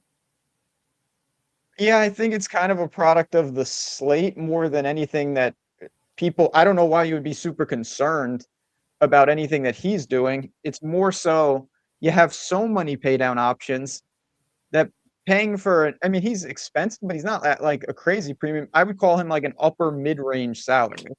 And that doesn't really fit a ton of what you're seeing. A lot of people are just going to get Gibbs or Bijan in particular. And so I am a little surprised. I think people may be a little freaked out on just the situation, but if you look at his anytime touchdown prop, if you look at what's going on, I think ETN makes a lot of sense. I like him more than the pass catchers in this game. And I know it's not particularly easy to run against the Titans, but Travis Etienne's been super involved as a pass catcher at times too. And Lawrence loves looking to him in the red zone. So I don't know. I guess the reason I say this, Ben, it's not because I think he's just outright better than Lawrence on the slate. But if Lawrence is really going to be close to 30% owned and Etienne's going to be like 8%, it feels like a good opportunity to zag. No pushback there. You're getting a good exposure to a team with a healthy implied total that needs the game. What's there? Yeah, I think it's all systems go. And I don't want to discount the pass catchers, but yes, there's a lot more variance on that side of it. I still like Jacoby Myers. We're getting a very healthy amount, and I'm fine with that. It's going to be in the pool for me, but Jacksonville's a good team to target. I think everyone's in agreement there.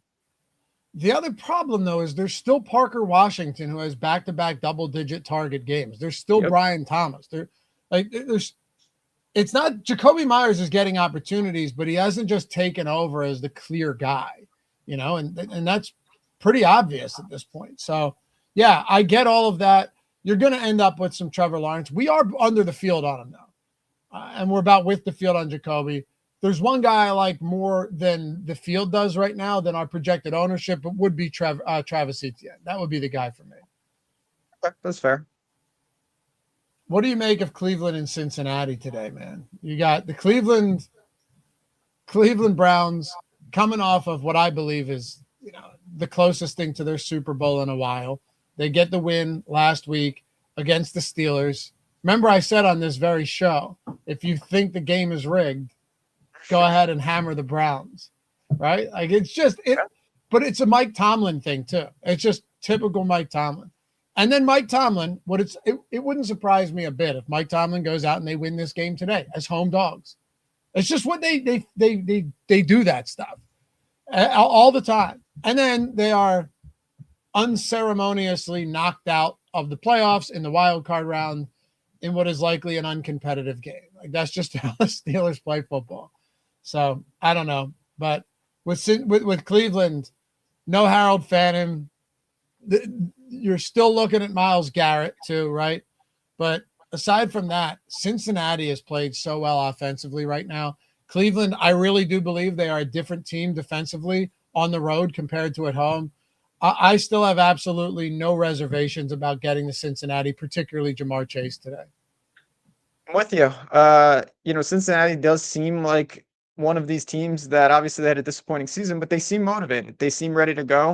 It seems like they want Burrow out there, and if Burrow is going to be out there, Chase is going to be out there, and they supersede any defense. I don't really care who they're playing. Are there easier spots than Cleveland? Sure, but still very doable. The other side of the game to me is tougher. I guess you can kind of omit it to a reasonable extent. Cleveland's not a team that we've done a lot with in the season as a whole, but Cincinnati, I'm fine with getting to them, even though they have technically nothing to play for. Chase Brown's been running insane on the touchdowns. Doesn't mean you can't target him, but I don't know if you can pencil him in for 2 touchdowns for the rest of his life. He's just been maximizing the opportunities. Yeah, it's really tough to believe that he's just going to continue producing at that rate, especially when you've got a guy like, and I know no one ever wants to hear this, but they do still use Samaje Perine. I know less last week, but Samaje Perine was used in a goal line carry and scored. That could have been, Chase could have had 3 touchdowns? Did he have 2 last week again? Yeah, he did. He could have had 3. He could have had back-to-back weeks with 3 touchdowns. It's crazy. I still think we're probably looking at Jamar Chase. What about Higgins though? If you had to say where you're at on a guy like Higgins today, where are you? I'm somewhat neutral. We've seen time and time again. Obviously, the guy's a serious threat, can make insane catches, red zone threat. Probably more the attachment than the one-off, though. And what I mean by that is that, if I'm playing a lot of Burrow, sure. I don't know how often I will just get T. Higgins in a random lineup. If the Sims give it to me, sure. But if they don't, I'm not planning on boosting him or doing anything special. Goody, liking Jamar more than Puka, but neither team has anything to play for. Divisional game though, and tough Browns D. What are we doing on this game? I mean, the Rams. Like, I still don't believe that McVay is playing these guys because of the seeding. I genuinely believe he's playing these guys because he's dissatisfied. He's always historically rested guys and prioritized health. So I think it has to do with him trying to get him right. I'm still not fully convinced they play the entirety of this game, but don't take my word for it, right? This line moved from 7.5 to 13.5 after the 49ers lost last night, right? The 49ers lost. The Rams can win. I still think they want to win this game. Do I think that some of these guys may have, do I think they put the brakes on some of these guys in the second half if they're up by a ton against the worst defense in the league? Totally think it's possible. Could 3 quarters, if they play 3 quarters, could that be enough? Absolutely. I mean, really, it could against Arizona. You can't say they have nothing to play for, Goody. It's very difficult for me to gauge intent and motivation for why Sean McVay is doing this. He said, because even if the seeding didn't matter and the 49ers won yesterday, I still believe McVay would probably go in with a similar game plan. So when we say the Bengals don't have anything to play for, that's true, but they also haven't had anything to play for weeks now, for at least a couple of weeks. And those have been some of their best offensive outputs. So I'm not really worried about that. I expect them to go out there and just play football today. And with that in mind, that's why I do like Jamar. I still think Chase Brown is fine. It's just now that his price point has come up, how much meat is left on the bone for a guy that has just been scoring a ton of touchdowns, Ben? To me, that's the biggest concern. And we're not getting to a ton of him at this mid 6K price point. Yeah, and I'm okay with that. Again, it's not like he can't burn you. We've seen it, but I'm more going to say, okay, there's a lot of variables there. Touchdowns are pretty fluky. Not a core priority for me today. Is there anything you want to get to for the Browns? I don't think so, no. All right. Jerry Jeudy, here's a little bit of him. I'll be honest, I'm fine with Jerry Jeudy at 4,100. I'm surprised you're not. This is typically your guy. Sure. I'm okay with it at 4,100. I actually think he'll be less than 6 or 7.5% owned. I don't think he'll be all that popular at all. And Cincinnati defensively has played better of late, but Jeudy, if you're playing like Kevin Austin and you think, wow, he's this much better than Jeudy, or like Darius Cooper, who I like today, I don't think there's that much separation between those guys. Yeah, there's a lot of names down there. Slate, we'll get to some of them. So it's actually in the next game. The Giants are really thin at wide receiver as well, and they have a couple guys in that same price point. Yeah, let's talk about it. We did have a super chat from Baba Yaga. Phil Maffa off IR saying there's a chance Millie Maker type play. Not really, man. He's been on the IR. So even if they get him off, how much work are they going to give him in one game, in one meaningless game? I would say, if anything, he gets some work, but limited work. Again, I'm guessing, but I think that's the most reasonable guess here, Ben, is that Blue probably still gets the most, but is it enough? Like, does Maffa take enough of it to where neither of those guys become useful? I think that's more likely than a guy coming off of the IR getting, enough of a workload or producing enough to be in a winning Millie Maker lineup. If I'm wrong, you know where to find me. Yeah, I mean, I think the biggest thing that you have to decipher with Phil Maffa is, does he kill Jaden Blue? And if that's what I'm saying. And that Yeah. seems like the most likely outcome is that he I hurts him enough. would agree with that. Yeah. DFS main, are you fading Indy, Houston, or pieces of Texans? We talked about that one. You can go back. But to recap it, with no Nico Collins, if you wanted to get to like Higgins or Noel, fine. But it's still tough. It's not like an easy spot to get to. And if Nico Collins is sitting, it seems likely that maybe D'Amico Ryans pumps the brakes on some of these other guys. As far as the Colts are concerned, Ben, I think I can speak for you and that we don't really like anything there. Oh. What are you doing with the Dallas Cowboys then? We just started talking about the backfield. Blue's going to have some ownership. Let's not forget, though, that Blue was the number 2 after Miles Sanders went down on the IR and relinquished that job, lost that job because he couldn't hold on to the football and he couldn't pass block. And Schottenheimer outright said it following that ugly loss in Denver to the Broncos. So he didn't just never get the opportunity because they had depth behind him. He had the opportunity and he lost it because he didn't play well. Yeah, I mean this is a real difficult situation on this slate. You look at it's a good game. It's got a healthy total. On the first look show on Tuesday, you and me talked about the games that we would prioritize. I believe this was one of the first picks for us. And it probably should be, but you mentioned already variables that I honestly don't think we need to spend a ton of time on, not because they're not important, but we don't know. And if we tell you we know, we're just lying. I don't know what Dak is going to be in terms of workload. Will he play the full game? Will he not? I don't think we don't speak in absolutes. There's just margins. I still think Dak is playable. I don't know about you, but I think there's enough upside where if you get Dak right, you could win a GPP doing that. So to me, he's playable, but you may not have a fair chance with him if you play him. I'm kind of with you here. It's similar to the Rams situation. Don't you think? The Rams to me are in a worse spot though. In what sense? Because the Cowboys, worst case scenario for the Cowboys, somebody gets hurt and they have like 6 months to get better. With the Rams, the worst case scenario, somebody gets hurt and they screw themselves next week, literally next week in the playoffs. Yeah. I guess what I'm saying is it's similar in that we know the starters are starting. Yep. But we don't know how long they're going to play. Yeah, I agree with that. I think I'm with you though. That Dak is playable. Like this is one. You know what? Let's maybe if we kind of present it like this, it makes more sense. And maybe this is exactly what you're saying as well.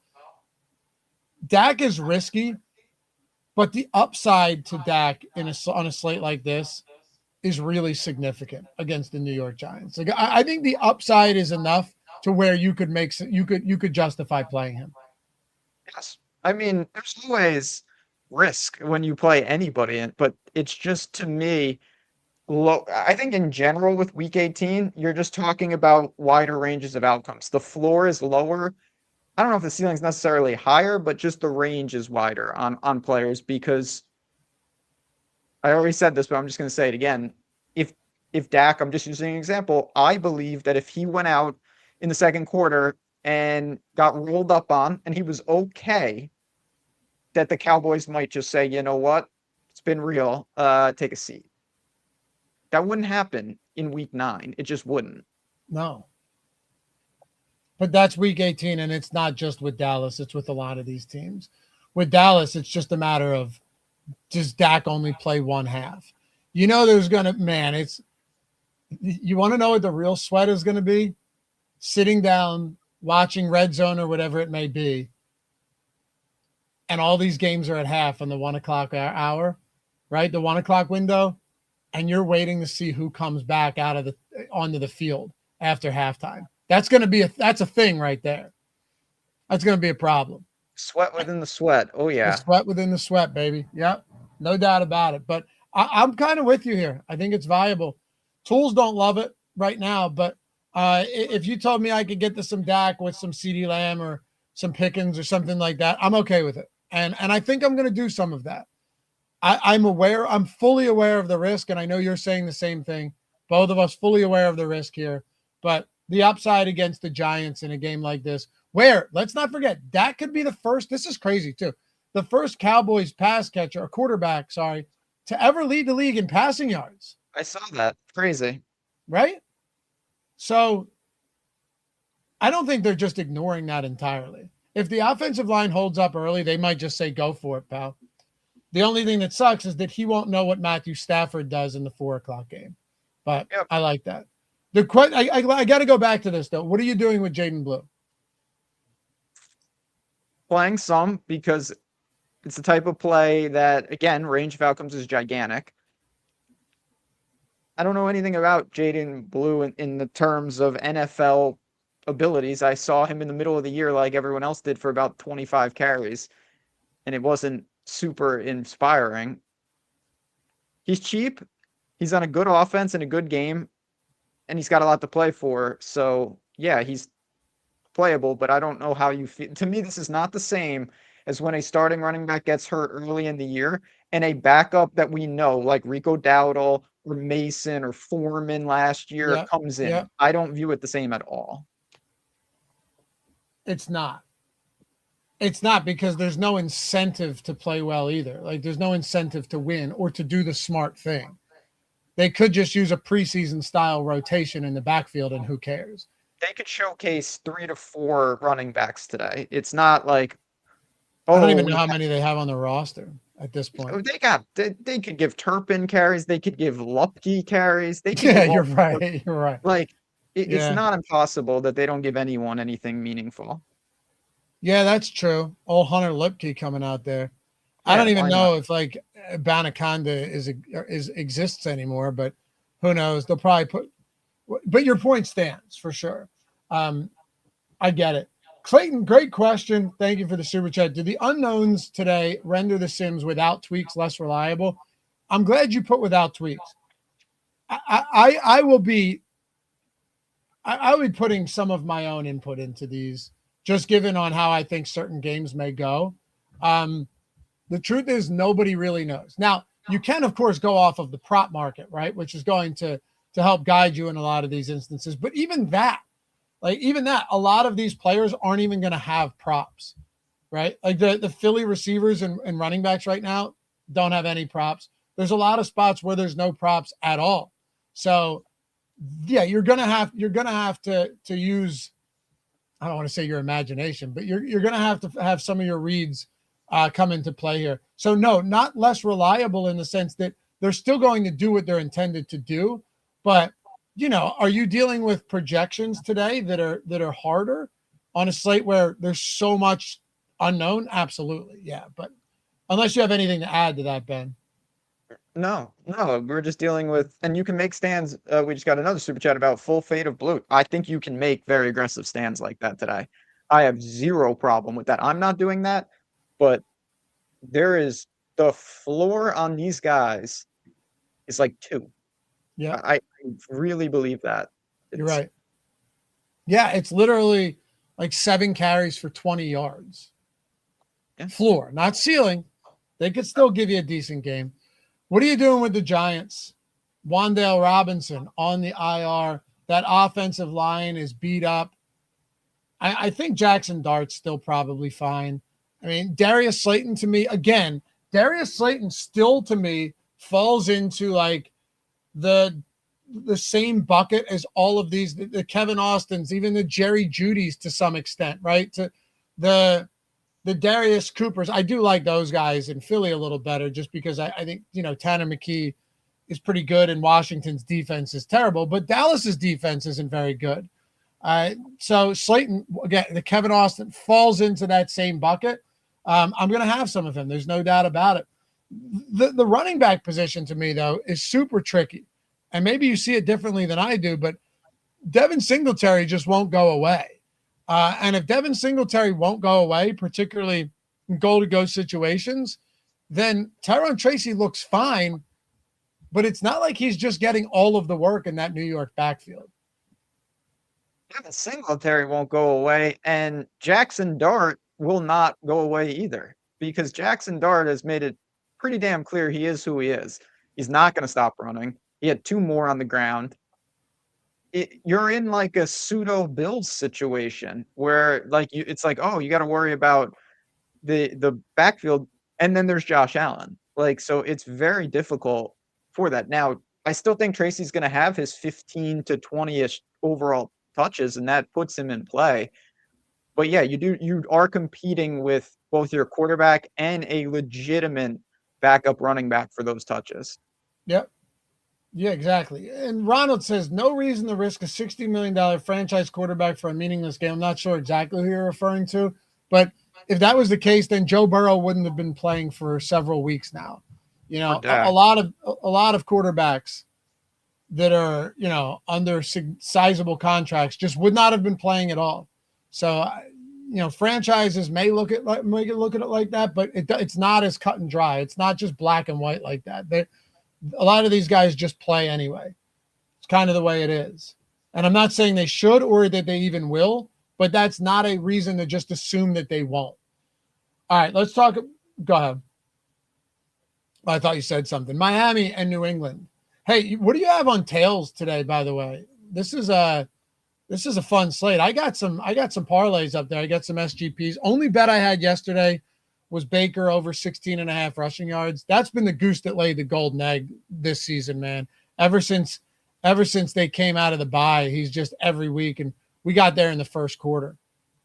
Yeah, Baker loves to run when he needs to. I obviously had the Bucs -3, which is just analogous to a lot of things right now. What I have up on tails is absolutely nothing yet, because I've been waiting for the anytime touchdown score. So my first order of business right after this show is to drop my parlay. I've got a boost ready. And again, I know for a lot of you already do this, but if you don't follow me in Lofty, go over there and follow, because the minute my bet drops, you'll get the alert. So you don't have to wait around and say, keep refreshing, go to Twitter. Is it there? Just go about your day. You'll get the alert, and you click one-click tail, and you're in on the action right there, the blue button. So it's that simple. But yeah, I think this is a day you will see, you can mark my words. Hopefully it's from me. You're going to see some crazy, crazy lottos come through today, because some of the people that score are going to be like third string running backs, random players. If you get one of those right, you could have a massive, massive payoff on tails today. Yep. And not even just touchdowns. If you get there's a lot of parlays that I saw already on tails where it's just game script. Yeah. The game script parlays make a ton of sense today. The only problem is that the books have been real slow to post player props on a lot of these, and for good reason. Yeah. Yeah. The books are at a legit disadvantage today because it's an information game. It's like preseason. Yeah, I know. That's why you never see props in the preseason. Of course. But yeah, how about Prop Professional, by the way? This dude last month absolutely destroyed. So, yeah, you want to find new people to follow. You're, all right, I want to do NHL. Why not? To me, that's something I would do, because I'd like to bet NHL, but I'm not originating anything there. These guys, there you go. Moneyball Metrics, NHL DJ, Bank of Dennis. If these guys are killing NHL last month, then stands to reason they could be worth following. And some of these people, by the way, Ben, are new. Like, they have smaller followings, but this is how you discover people that are killing it. And this is how you get that type of exposure. So check that out. Long shots too. I think some people don't know this as well. You can go in and you can click to see what the long shot bets actually were in the leaderboards. Did you know that? I literally didn't know that until last week. I was just clicking around, tailing, and I was just like, it literally loads the tickets, so you can get a feel for what type of lottos that they've been successful with and what they've been building. And then again, that's the beautiful thing about tails. You're not going to want to follow every person, but I guarantee you're going to want to follow, totally for free, following somebody. Just find the style that works for you, and then just start following. Let the plays roll in. Yeah, man. I'll have a few more posted throughout the day as well, no doubt. Come follow us, Laffy and at Jazzraz over there on Tails. Check it out, man. And all my picks are free. Ton of free picks over there. Ben has a ton of free picks. So does everybody else. All right, let's get back into this one. Miami and New England. What are you doing with Jalen Wright? And a lot of people are asking about Greg Dulcich too. Yeah. Well, I mean, again, Jalen Wright to me is in not that different of a situation than the backs that we've talked about. maybe we know a little more about him, but he's still a guy that should see, of course, increased workload, but that I don't know if that guarantees a ton of success. The tight end, that guy, points per dollar wise, he grades out immensely. The thing it's not even tricky, but one of the best assets, if I had to rank, like, why would you want to play Dulcich today? $2,600 would be probably answer number one. You don't need savings today, though. So one of his best assets is somewhat marginalized. Yes, it allows you to pay up even more, but salary relief is everywhere. He is in a good spot. The usage should be there. There's no stackability for me. I have two guys on the Dolphins, and I feel pretty confident that's all I'll have. I kind of agree with some of the people in chat that Dulcich looks okay. And I think it's fine. Like, number one, they're probably going to have to throw. I think there's another path here where the Patriots go up early and they pump the brakes a little bit, right? They loosen the reins. I could actually see this being a case where Dulcich, knowing that Waller's on the IR and Julian Hill's not a guy that's going to really get targeted, and Dulcich last week was targeted at a pretty decent clip. You know, Quinn Ewers threw 22 times in that win. Again, disgraceful game from the Tampa Bay Bucks. And Greg Dulcich saw 6 of those 22 targets. I actually like it. I agree that you don't necessarily need the savings, but I still think it's a pretty good play. And Jalen Wright and Dulcich would be my only guys from this team, that I plan on getting to today. But yeah, I don't love Jalen Wright. I think he's, to some extent, a bit of a necessity. But Greg Dulcich at 7% ownership, 14% exposure, no Waller, no Waddle, no Achane, and Quinn Ewers clearly favoring him last week, playing from behind likely this week.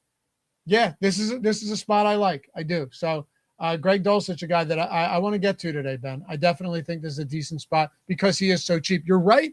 You don't necessarily need the savings, but also if that means that you're going to a $2,600 Dulcich instead of a $4,100 Slayton or Judy or something like that, or Kevin Austin or something like that. You know, Kevin Austin is what, $3,400, and you go to $2,600 Dulcich.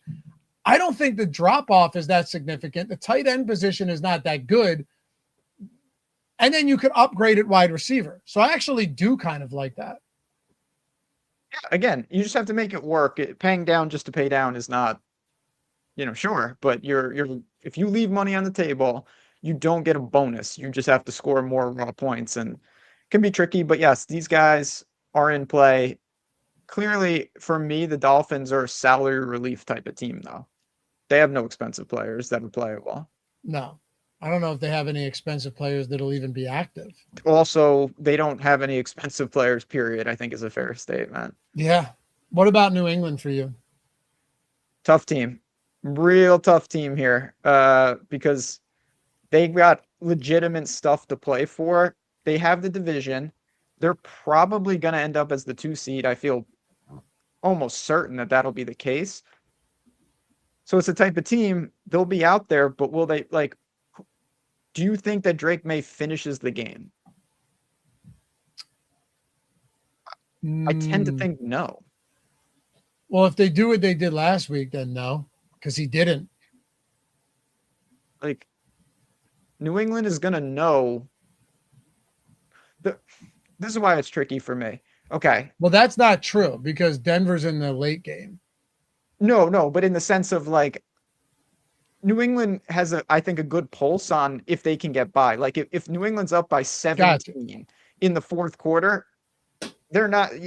They can reasonably assume that the Broncos are going to win, but even they won't know, of course. But they will know, okay, can we get by just playing defense, handing the ball off, keeping the volume down? There are ways to not pull a guy off the field, but also not have him at the height of his powers. So yeah, but last week May played 3 quarters and still had 32. So that's what makes it difficult as well. The Jets, though, as someone that I've done a lot of shameful things, I thought the Jets could hang in that game.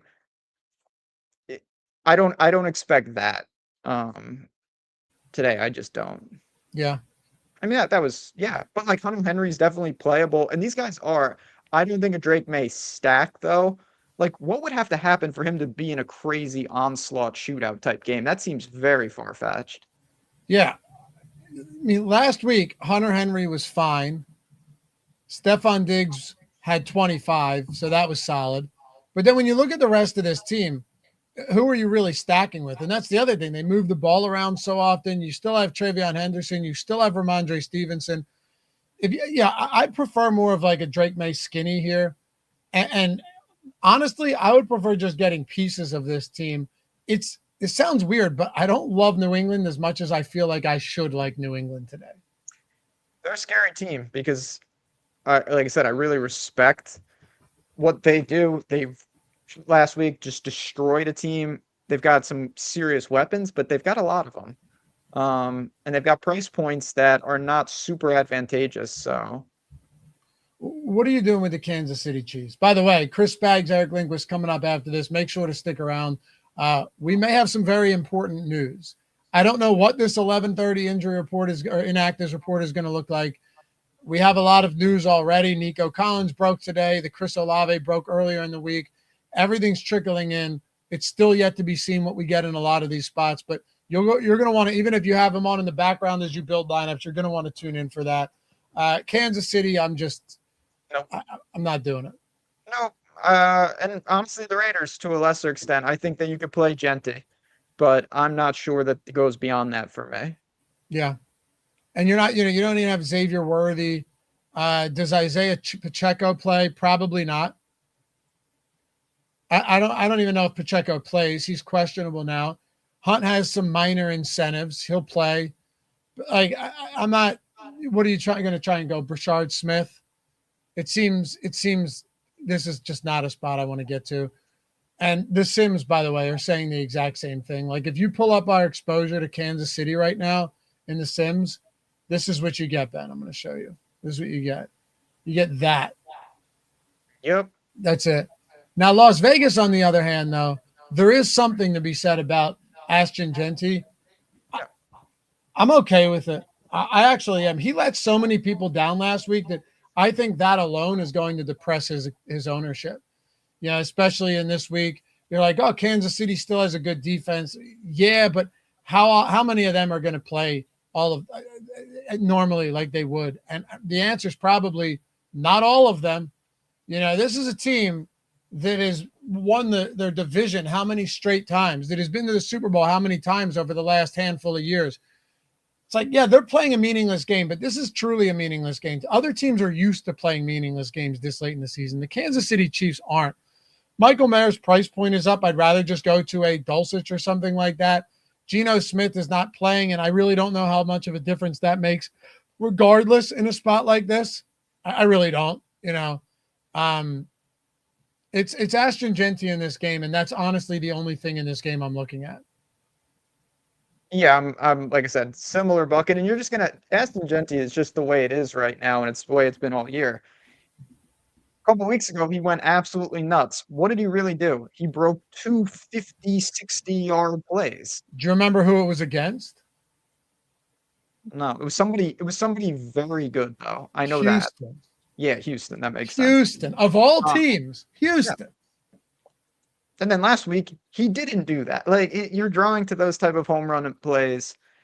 Mayer was great last week. I think he's playable, but I'm not super concerned about not getting to him. That's it from the game, though. Easy game to talk about. I agree. But I do think Genty, you can't write him off just because of what we've seen. He's, you know what? He's like one of the most volatile players out there. And you either get a terrible game or you could get a blow-up game from him. And I think ownership will be low in a spot like this. Detroit, let's talk about this one. And Chicago, you and I haven't really gotten into this yet. And I'm really curious to know where you stand on the Lions today. Number one, it's a cold weather game out there in Chicago. Last time I looked, the temperatures were supposed to be like 30 degrees or so. No real concerns with, weather, but it's cold. Jared Goff outside, meaningless game. This team's been truly an embarrassment over the latter month of the season for the most part, right? Given what the expectations were. Don't forget, they were the 1 seed last year. And now you look at them and they're out of the playoffs. Dan Campbell's the type of guy that you think wants to get everybody out there. Do you think the healthy guys play the entirety of this game? Because if your answer is yes, then I will go right back to Jahmyr Gibbs. I'll throw caution to the wind there. Yeah, this is one that's really, I struggle. One of my bigger leaks, both in betting and DFS, is when I think a team should do something, but it's not about what I think. It's about what they will actually do. Right. And it's also Dan Campbell, who could not be more of a polar opposite than someone like yourself. It's just, so it's not about what I think. Nobody should care what I think. And if you base off, oh, well, the team should have done this, you're going to be in big trouble, because it's about what they're going to do. And I do think they're going to potentially have these guys out there. So I have to play off that script. And it goes counterintuitive, because I'm like, how can I play Gibbs? They had the most underwhelming season. Let's just get this over with. He's so explosive, though. And if you have Jahmyr Gibbs out there, he is someone that you have to seriously consider. You have plenty of salary to get to him. Amon-Ra's even tougher, because on top of everything I just said, Amon-Ra's not healthy either. So to me, that's borderline crazy. But yeah, I don't see myself getting to Goff. I do see myself forcing in some Gibbs, mostly because I don't want to be left on the outside. Gibbs could end your entire day. Yep, especially after a few down games. You know what worries me, though? This offensive line has, Penny Sewell's out. They have a bunch, like Taylor Decker's questionable. They have some issues here on the offensive line, and the Lions already haven't been able to run the ball recently. If Gibbs gets there, it's going to have to be on, remember what he did against, was it Dallas? No. Who did he have? Against the Giants, where he had those 2 massive runs, or against Dallas, where he's just dominating through the air. I'm with you. I still want to get here, but I'm nervous about it. Similar to the Dallas situation. Like, the upside is enough for me to get there, but I'm still nervous about it. That's how I feel. And obviously you guys are going to have to draw your own conclusions here. Our boy Arcathelza says, if St. Brown is in, I think they play it through. The problem is, I agree and I disagree. If St. Brown is actually out there playing, then yeah. But if St. Brown's just active, that doesn't, what is that? I don't know what that actually means, because Dan Campbell's weird like that. But I tend to agree. If the Sun guy ends up being active, then I think we could be more comfortable that they're going to go out there and they're going to play their guys. Also, divisional game, ability to, in a sense, play spoiler and give the Eagles a shot at the 2 seed, going up against Ben Johnson, who leads the division. I think there may be some motivation, at least for Dan Campbell, to get his guys out there.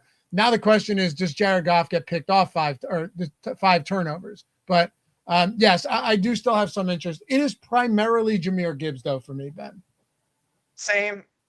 Yeah, I mean, that's the other hilarious caveat of, like, oh my God, we don't know if they're playing their guys, but if they do, how about the fact that they were all in against Minnesota and it was the worst showing I've seen probably all year. Exactly. 6 turnovers. So yeah, Chicago to me is one of the potential keys to the slate, though. Yeah. Speaking of throwing caution to the wind, yeah, Dan Campbell may just go for it on every 4th and 10 in a game like this. He already does. Chicago, Caleb, Burden. Caleb's passing yards prop is like 6 higher than Tanner McKee's today. I still like him, though. That is a little disturbing. It is a little disturbing, but the secondary for the Lions is in shambles. A lot to play for Chicago. I don't expect Adunze to play. I don't know if he's officially ruled out yet, but he's practiced 1 time in a limited fashion since December 12th or whatever it is. That seems like they're not going to play him. To me, it is the way that we have exposures lined up. Caleb, Burden, and Loveland. Those are the guys. I'm playing them. I like this team today. And, as much motivation as we talk about with Dan Campbell, there's still a lot of motivation for this Chicago team. Grab the 2 seed, number 1. Even though they'd play Green Bay for the 3rd time this year, I still think they'd rather have a 2 seed. There's home field implications there, and Green Bay has not looked great. Then you also have Ben Johnson going up against his former team that smoked him in week 2 earlier this year.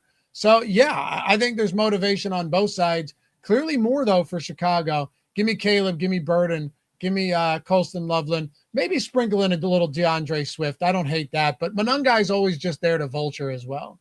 Yeah, I mean, listen, the Bears it's week 18, so they did what they needed to do. I never thought they could keep it up, and they did. And Caleb, who I'm not a fan of, has really progressed. He's somehow cut down on these crazy sacks, which is credit to them. 3-point, it's in Chicago, week 18.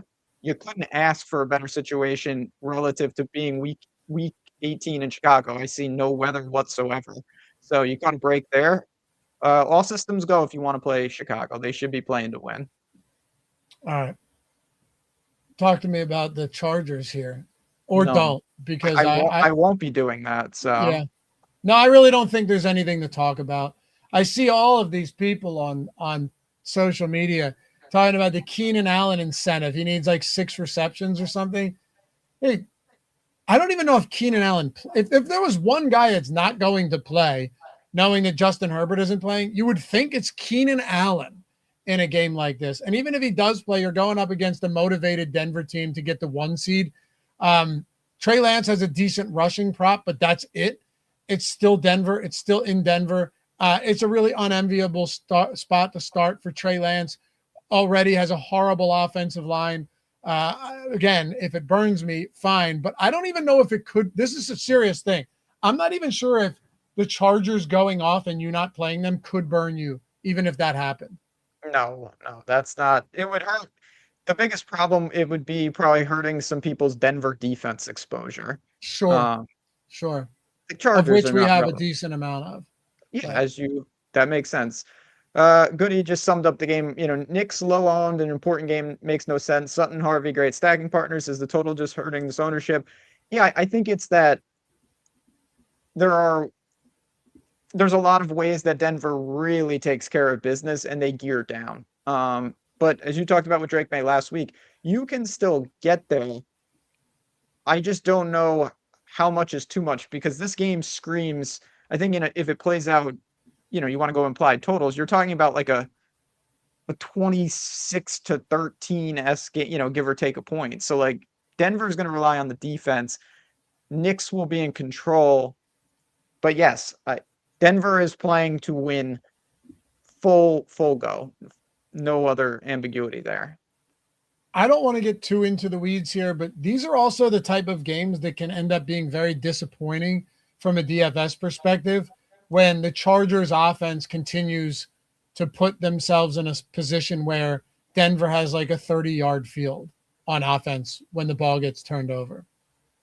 The Chargers also, I would assume, they're going to be the worst type of dance partner because they're not going to keep pace, but even worse than that, I would expect them to just try to grind up the game and just keep it on the ground. Trey Lance will run. Like, it's not going to be the type of game where it's like, oh, they're just going to get a look at some quarterback. He's going to be throwing it 45 times like the Cardinals do. I don't see that at all. No.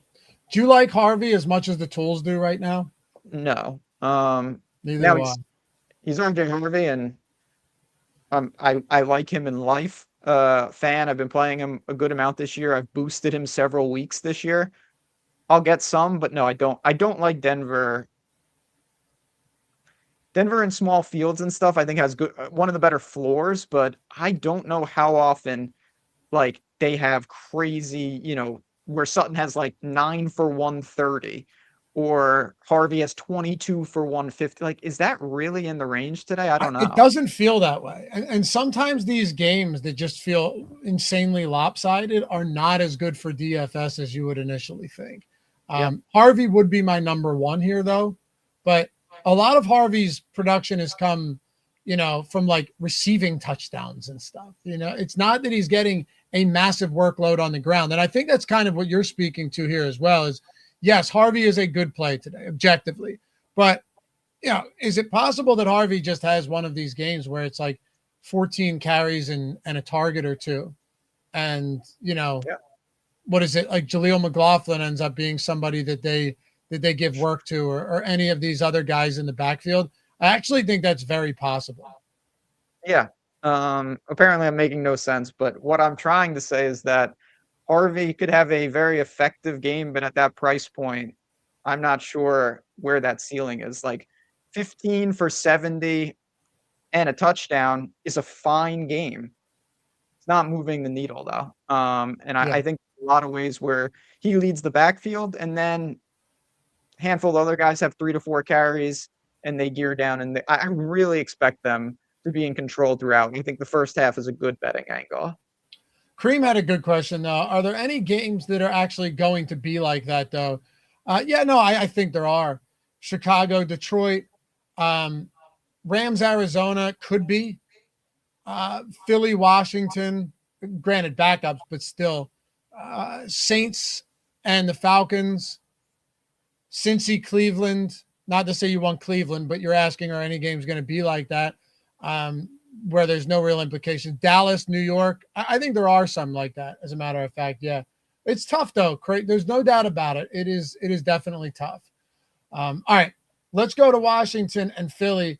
And by the way, Ben, for anyone that has been curious, and I've gotten this question a lot lately, yes, you can get the Sims for free using these 4 simple steps. All you got to do with that link in the description, grab the Sims, sign up with any of our sportsbook partners or any of our pick'em partners or any of our sweepstakes partners like Onyx, which is available in 40 plus states, also has one of the best sign-up bonuses out there. Spend 10, get 100 in Onyx cash. That's huge. Sleeper's got a great one too. Play at 5, get 55. So you're already, this is what you always say, you're already getting these bonuses, right? Whether your bet or your lineup wins or loses, and you're getting a free month of the Sims, a free month of Core Sims, $140 value.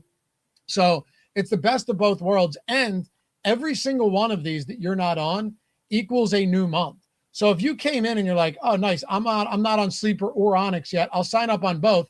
There's $15 in total deposits between Onyx and Sleeper. That's $155 in, either, what is it, like Sleeper cash and Onyx cash, which you can use to play, right? And then that's 2 months. So you want a month of NBA and you want a month of NFL. Literally run it all the way through the Super Bowl. That is how you can do it right here. Just follow these 4 simple steps with the link in the description. So we get this question a lot. Is there a way to get access? Is there a discount code? No need for a discount code when you can legitimately get these Sims for $5 for a month and then do it again for another 5 or 10 for another month. It's the best way to do it, man. Absolutely. Stacking value is the key to anything, whether it's betting or DFS. And certainly we've seen a lot of people on the screen right now stacking value, and they started with the ability to get the tools for free, and we're able to really turn that into a newfound bankroll.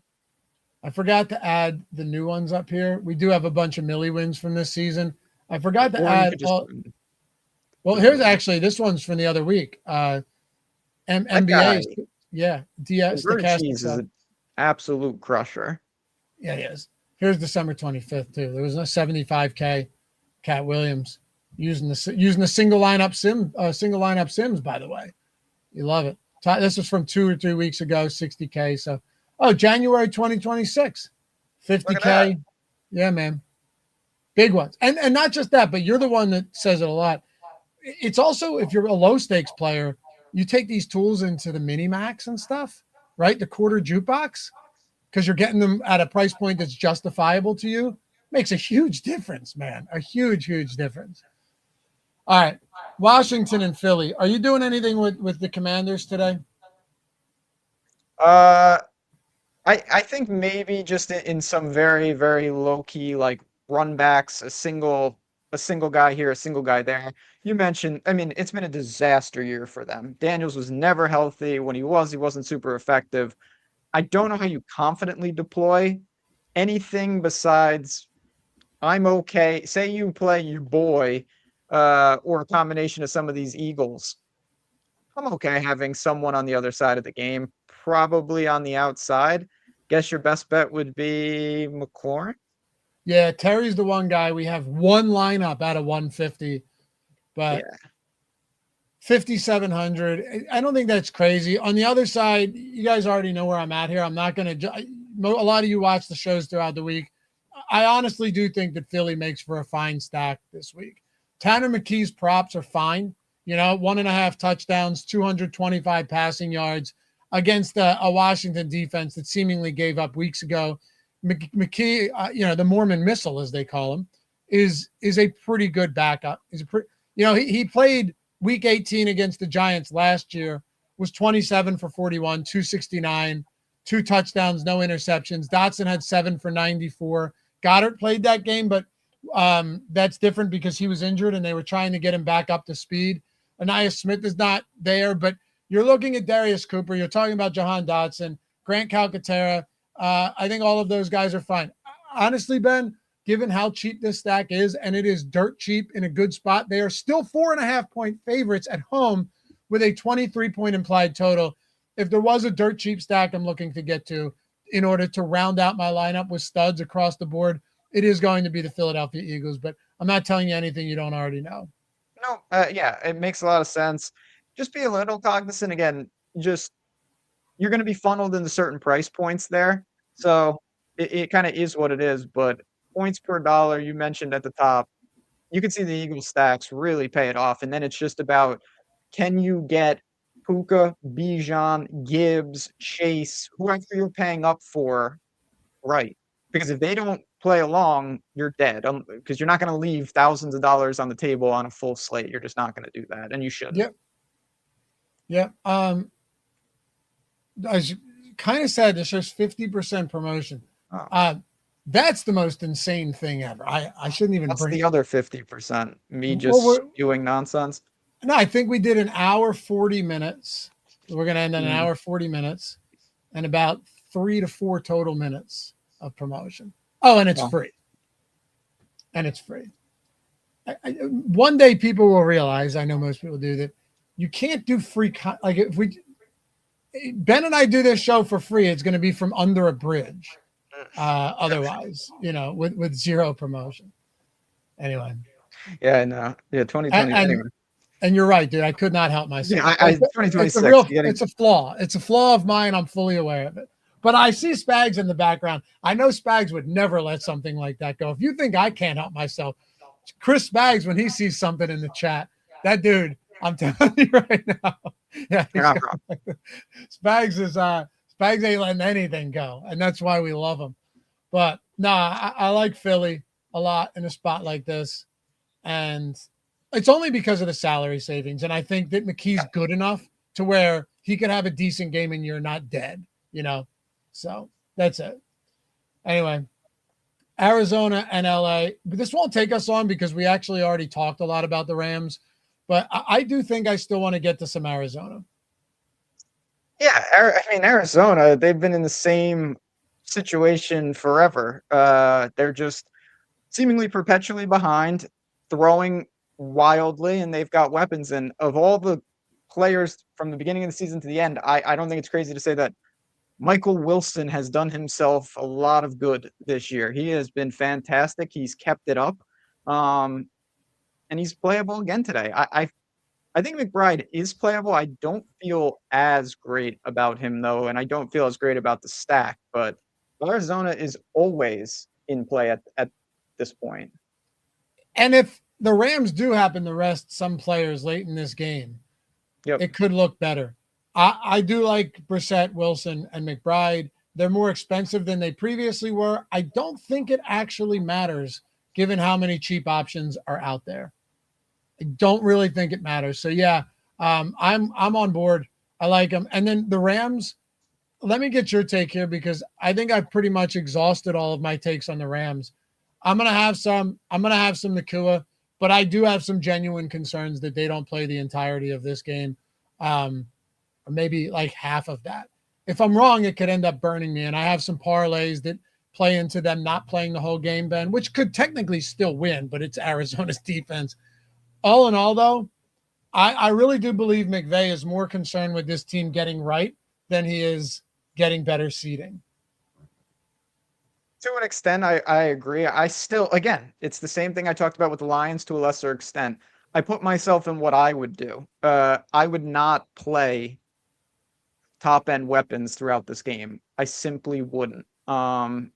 but they seem like they might be willing to do that. And there is some little, move, whatever. That's their prerogative. And Puka's a dangerous fade. I think of all the players, though, when you're paying 9K, you better get some serious work, because even if he's extremely efficient, you need volume. So I'm not going to any type of Rams stacks, but by a product of using these tools, I am probably going to end up with some Puka, just because it's easily doable with all the salary savings, and he's still one of the best players on the slate. I don't think I've ever said this on a show before, Oh, but wow. at 9K, I think Puka could get there in a half against Arizona. Yeah, I mean, I really think in a half of football, Puka Nacua could get there against the Arizona Cardinals. They were allowing offensive linemen to line up out wide and have 21-yard catch and runs down the sidelines. This Arizona defense, they're not, I'm going to sound like ChatGPT, they're not just bad. They're an abomination. I mean, that's how, dude, they're trash. Sure. But it's just like, you better run hot early, because every touchdown I hear, yes. Yeah. No, go ahead. Every touchdown you score means that you're slipping that much further away from these starters coming out of the game. Exactly. Exactly. I don't care who you are. If the Rams look great, like a preseason game, in the sense that they're up 21-3, it's like, all right, let's end on a high note, get these guys out. I believe that that's possible. Spags, Eric, we're coming up right after this. Sorry, fellas. There's a lot to talk about today. Jets in Buffalo. Do you think Josh Allen plays one snap, keep the streak alive like we saw in Week 18 last year? That's exactly what happened last year. Mitch Trubisky came in for the second play and finished out the game.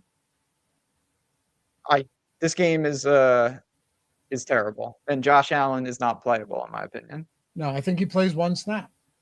Yeah, so he better have a hell of a one snap. What about James Cook? Rushing yard record or title, sorry. First since the famed O.J. Simpson.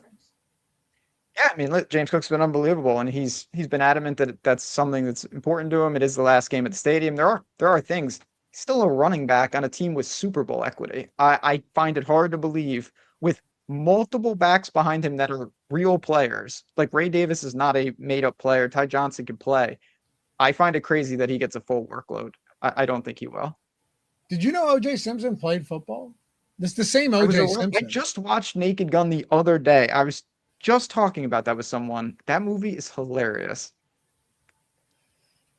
Yeah. Well, James Cook is the toughest one for me, because I think they want to get it for. I think they want to get that. I think they want to get it for him, but it would be so unwise. It's a late game, so Jonathan Taylor, if you can pass him, then you're just worried about Derrick Henry in the final game going for, like, in all likelihood, have to go for 200 plus. I don't want anything for the Jets. Even with Breece Hall out, they don't even have anyone else. Allen, Davis, those guys aren't even going to be out there. I don't know who the Jets are using, and I don't care. They're beyond a mess. Yeah,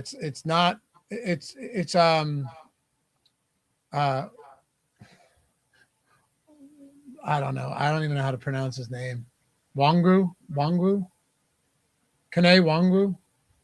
He's there. Khalil Herbert, Raheem Blackshear. Is that a no?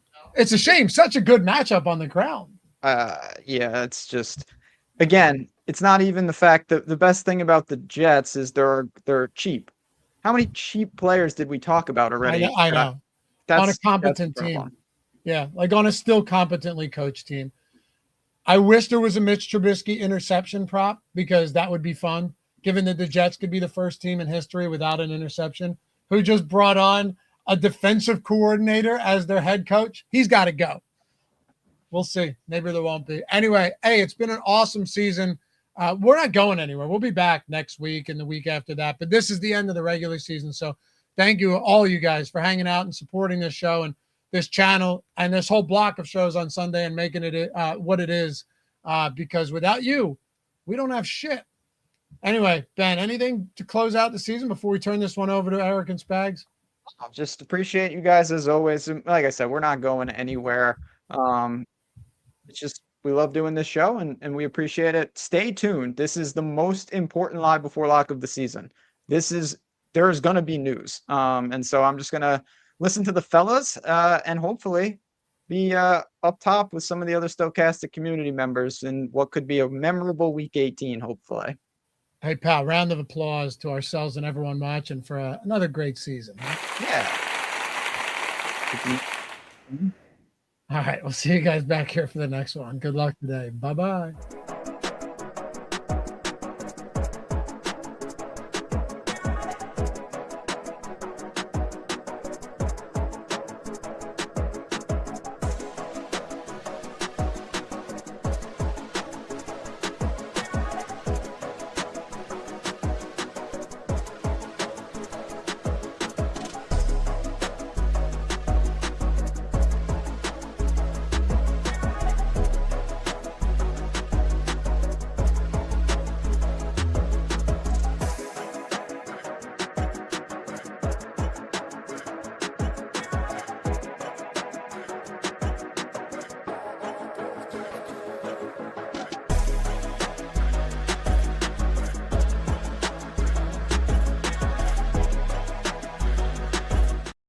What is going on, everybody? Welcome to Live Before Lock here. We're ready to rock. It is week 18.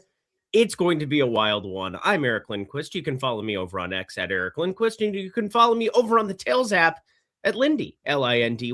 That is how you spell that. But you spell that, Chris Spags. That is at Chris Spags over on X. He is a good people hosting the Splash Play Pod. Go follow him over on the YouTubes. How you doing this fine Sunday, week 11 morning, Chris Spags? Oh, glad to be here again. Did you just say week 11? So week 18. Okay. It says 7 off. Yeah, whatever. It's fine. Week 18 here. This is the end of the ride. I think for week 18, obviously a chaotic time of year, feels more like an NBA slate than it does our usual NFL slates. But think we have most of the clarity we need on inactives. I've got some players that I don't think projections are going to support me on. I don't think ownership is going to support me on, but I'm going to boost them a little bit because I think that's the kind of week it is. But you are getting a lot of your highest projected guys popping up in every lineup because there's so much uncertainty on the week that your players that seemingly will be full go, or even in the case of the Rams, 75% go with them trying to get the offense back on track before the playoffs. Because we have some certainty there and there aren't a lot of great players on the slate, you're going to get guys like Puka Nacua, Bijan Robinson everywhere. And how much you ride with that? Do you just want to roll the dice with the field? I think it'll be an interesting choice today. First off, yes, Eric and Spags, we're getting along this fine morning right off the bat. These are good times. These are good times, mainly because, well, everybody feels a little bit uncomfortable, I think, in week 18. You got to be comfortable being uncomfortable. The same way, professional athletes, they always say that as the rah-rah, like, I feel the same way as a DFS player for today's slate, and leads us into this. Goody 5278, $5 super chat right from the get-go. How important is late swap today? Now, we're going to get early information. There are two distinct waves. We have the 1 p.m. Eastern time. We have the 4:25 p.m. Eastern time. You're going to be reacting to some type of news, and I think the main one to pay attention to is just the Arizona-LA Rams. We might get news that there are a half or a full game or some kind of an idea of that game plan. I think that's the best game environment that we've got, period, on today's slate. And if something were to break there, where you're able to react to Puka, who is showing up a ton in the Sims right now, who I feel a little bit more uncomfortable about for what it's worth. But no matter what happens, there's always late swap because you get early information. But there's going to be information, period, throughout this entire day, Spags. So, how do you plan late swap? Because I don't know what news is going to pop up. I just have to react to it in the moment. Yeah, I mean, I think it's the kind of slate where if you are a late swap player, and I'm normally trying not to late swap if I can, because I feel good about the lineups and the stuff that I do, when I have time to really sit down and try to workshop lineups. But today you have 7 games in that 4:25 window. So you're going to have more than half the slate going off then. If you are losing, it's one of those times where you can swap to players that are a little bit less owned, try to jump the field there. If you are in a good position and you have, unique players that hit in that early window, you can then play in perhaps more chalk that you feel confident about, in that late slate. But definitely, again, I as somebody that really like for NFL, NBA, you have to late swap all the time. So for NFL, I do generally get a little more hands off. 7 games, like it's probably just an advantage to do it no matter what's going on in terms of actives and inactives. So we've got the single lineup sim being shared on screen, and I'm playing 20 lineups today and one big lineup where I'm kind of looking a little bit around the board, and I've got a couple lineups already built out that I'm pretty excited about. We'll get into the ins and outs of that, but I think this is a fun way to kick off this show, Spags. I wasn't planning this as you were talking. I'm just like, you know what? I think this might be a way that we can get #takes getting into the arena right before we begin this show. Let's build a lineup where I go, you go, I go, you go as a jumping off point for this show. So we can maybe tell the people a little teaser, if you will, a little teaser in the business where we're potentially going in our lineups for today. I think that sounds fun, don't you? I think that sounds like a lot of fun, Eric Lindquist. What did you just get like? Why did Puppet Lindquist show up in the most ephemeral way possible? I was just being enthusiastic. I was just, it's the last show of the year. I know Lafayette and Ben said, like, I think you're going to be back. I don't know what the schedule is. I don't know if I'm booked or not. So this might be the last one for me. So I have to sell your bits more and perhaps say your full name more, as I did just there. Shut the fuck up. Just build the lineup with me. Jesus Christ. Okay, here we go.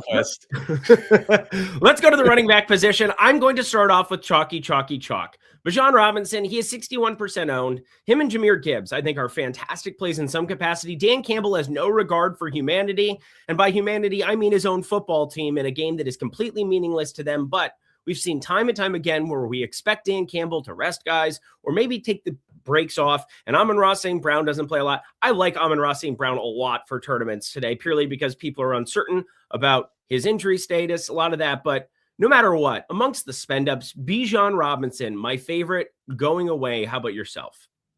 So, I mean, I do like that you pick Bijan because he is one of those players that sim-wise you are getting a ton of, seemingly one of the guys that the data is willing to trust this week. I do like the other running back in the same game, though. Audric Estime put up 40-plus snaps.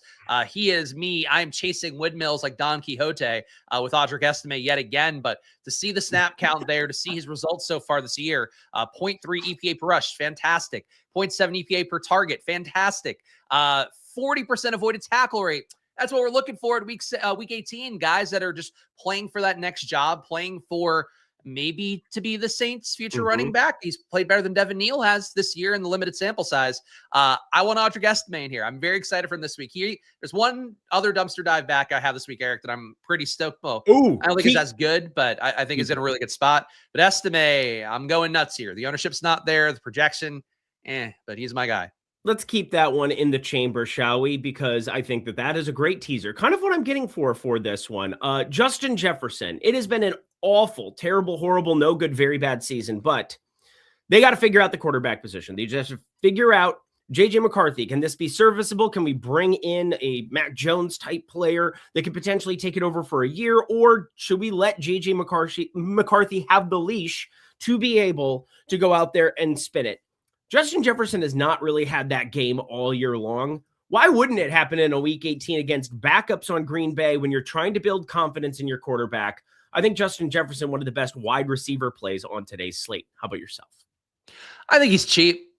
I think I have a hard time trusting these guys. I think defense is one of those things too, where even though it is week 18, even though, we have some major injuries, for Green Bay, still think fundamentally, structurally, that's a good defense.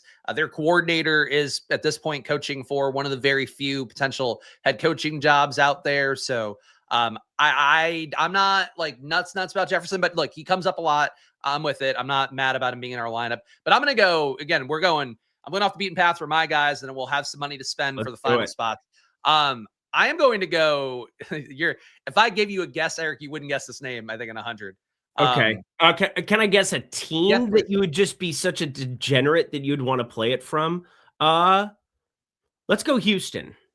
No. Who are my guys? Like, what are my? I mean, what are my young guys in particular? Guys and good matchups. And this is not something we should be talking about on stream. Isaac Tesla? No. Okay, so you're not going to get there. Hodgins from the Giants. Oh my God, really? Okay, how did we get there? But yeah, go ahead. So Hodgins playing a ton of snaps last week. Now we are limited with Wandale out. Going through the games, only been 2 games with no Wandale, no Neighbors in the last couple of years. But Hodgins has gotten uptick to about 5 targets in those games. I think it can be higher here. He's facing a Cowboys team that's awful. But the dart stack to me is really appealing because no Wandale, no Theo Johnson. I still think they're going to sling it. I still think the Cowboys secondary has been one of the worst in football. That game total, just shy of 50 points. It's also, it's 35 degrees or whatever at MetLife, but it's like decent weather. It's not, it's not windy or anything. It's like nice cold weather. I think Dart puts it up one more time. Like, I think Kafka's been coaching to get this job. I don't think he's going to get it, but like they went nuts versus the Raiders last week. Dart ran almost 10 times in that game. I just like the Giants, and I think, picking one of Slayton, one of Hodgins at 3,100. I think he has really big upside here. Even though Slayton, I'm playing similar amounts.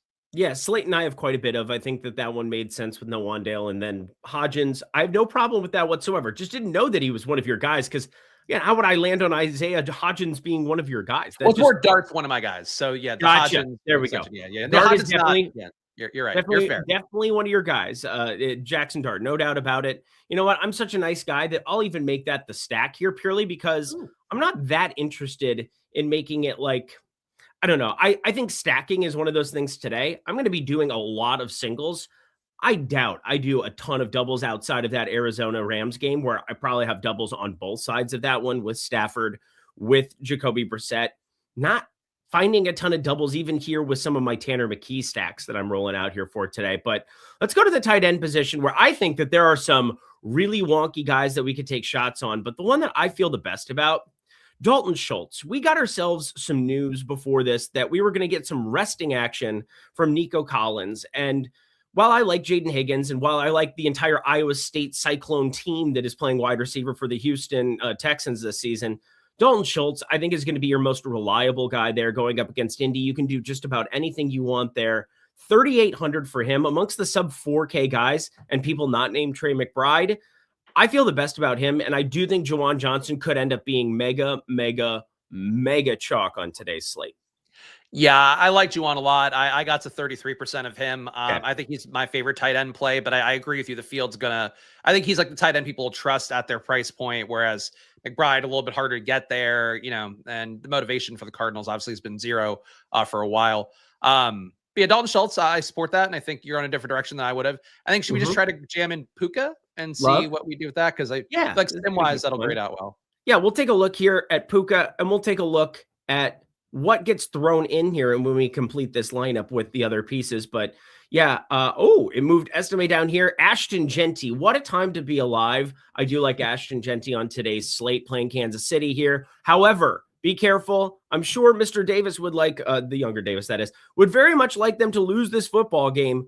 If this ends up being a situation where they're going to be firing Pete Carroll after this season anyway, and then Pete Carroll does one of those like, hey, bye, we won our last game of the season. You don't get the 1 seed or the number 1 pick deal. We saw that down in Houston once upon a time. It will not be a very pretty situation, but they're going to do everything they can. I bet they could rotate through Aiden O'Connell if Kenny Pickett's getting hot or whatever it is. Like, I very highly doubt they do a lot to try to win this game, but Ashton Genty, rookies want to get the bag. And if you're going to put him on the field 80-90% of the time, he's going to run that way. And if Kansas City just lets him, so be it. And he's going to be on the field a ton because that's just what we've seen them do, Spags. Yeah, it's crazy that he's going to be, 20% owned again after being such a bust, last time out. And that was really, to fail against the Giants, I think is noteworthy when you are running back. But it's not his fault. The team he's on, the running back situation, for him is so dependent on the offensive line. The offensive line has not been good. And, QB not helping him out either with the fact that they're just not able to, pass any sort of success either. So it's hard to go back to Genty when he's chalky again, but I got 20% too. So it just sort of is what it is in the slate. At least, he'll be, mostly full go and, at least full effort. Like you mentioned, young guy wants to put a nice end to the year. I think a lot of these guys that are younger will want to do that. Well, I saved a couple of my wide receiver takes. I think there's a couple of those that I've got. You've got a running back for sure on the cheap end that we're going to be discussing here, other than Audric Estime. But I think this is a really nice jumping off point for this show and kind of tells you what we've got. We've got a lot of takes. We've got a lot of opportunities to still utilize the Sims, still utilize the best data in the entire industry, and help you win some money here in the process over the course of this next hour. And if you're looking to be signing up for the Sims, there's no easier way because, again, we've got so many things going on here at Stokastic on a week in, week out basis, but this remains the same. If you sign up with one of our partners, if you sign up over at DraftKings, Underdog, Onyx Odds, 1 month of the Sims, that'll lead you all the way through the NFL playoffs and into the Super Bowl. So if you want to have these Sims for the rest of the way, check out Better, check out Sleeper, some of these amazing fantasy sites. You've got Onyx Odds in the sweepstakes scene. You've got Pick Six in the bottom right corner, a site that not a ton of people have signed up for yet, despite having the DraftKings insignia. Friends, sign up for them, get the Sims. Simply follow the instructions down at the link below, and that will really, really help you along your way to making some hay, $50 every day. My mom told me, what is wrong with me in the head? What's wrong with me? I admire your ambition to try to put together a rhyme here at 9 a.m. on your time zone. And then I just hit eject on it because I'm a coward. So you didn't commit to the bit fully, but again, the effort was there, and I'm impressed. But week 18, your time, man, that's round of applause for old Eric Lindquist. Yeah, just drop kick me in the face and call me Shirley. Here we go. Quarterback, friends. We got ourselves a hell of a slate, Spags, because Drake May, he's playing for an MVP. He will be going on in this afternoon window. And I do think if you talk about late swap, one of the guys that I'm sure I could potentially turn some of my exposure into later is somebody who has the incentive, both with the New England Patriots to win a football game and Drake May to go out and get an MVP. My problem is that I don't love a lot of his stacking partners. And I don't know if that even matters on a slate like this, because if Drake May just goes out, goes ballistic, I mean, Stephon Diggs is your obvious guy here, but at tight end, Hunter Henry is projected for a lot of fantasy points at 13, and we have Dulcich on the other side as a decent run back if this game does decide to move up and down a little bit.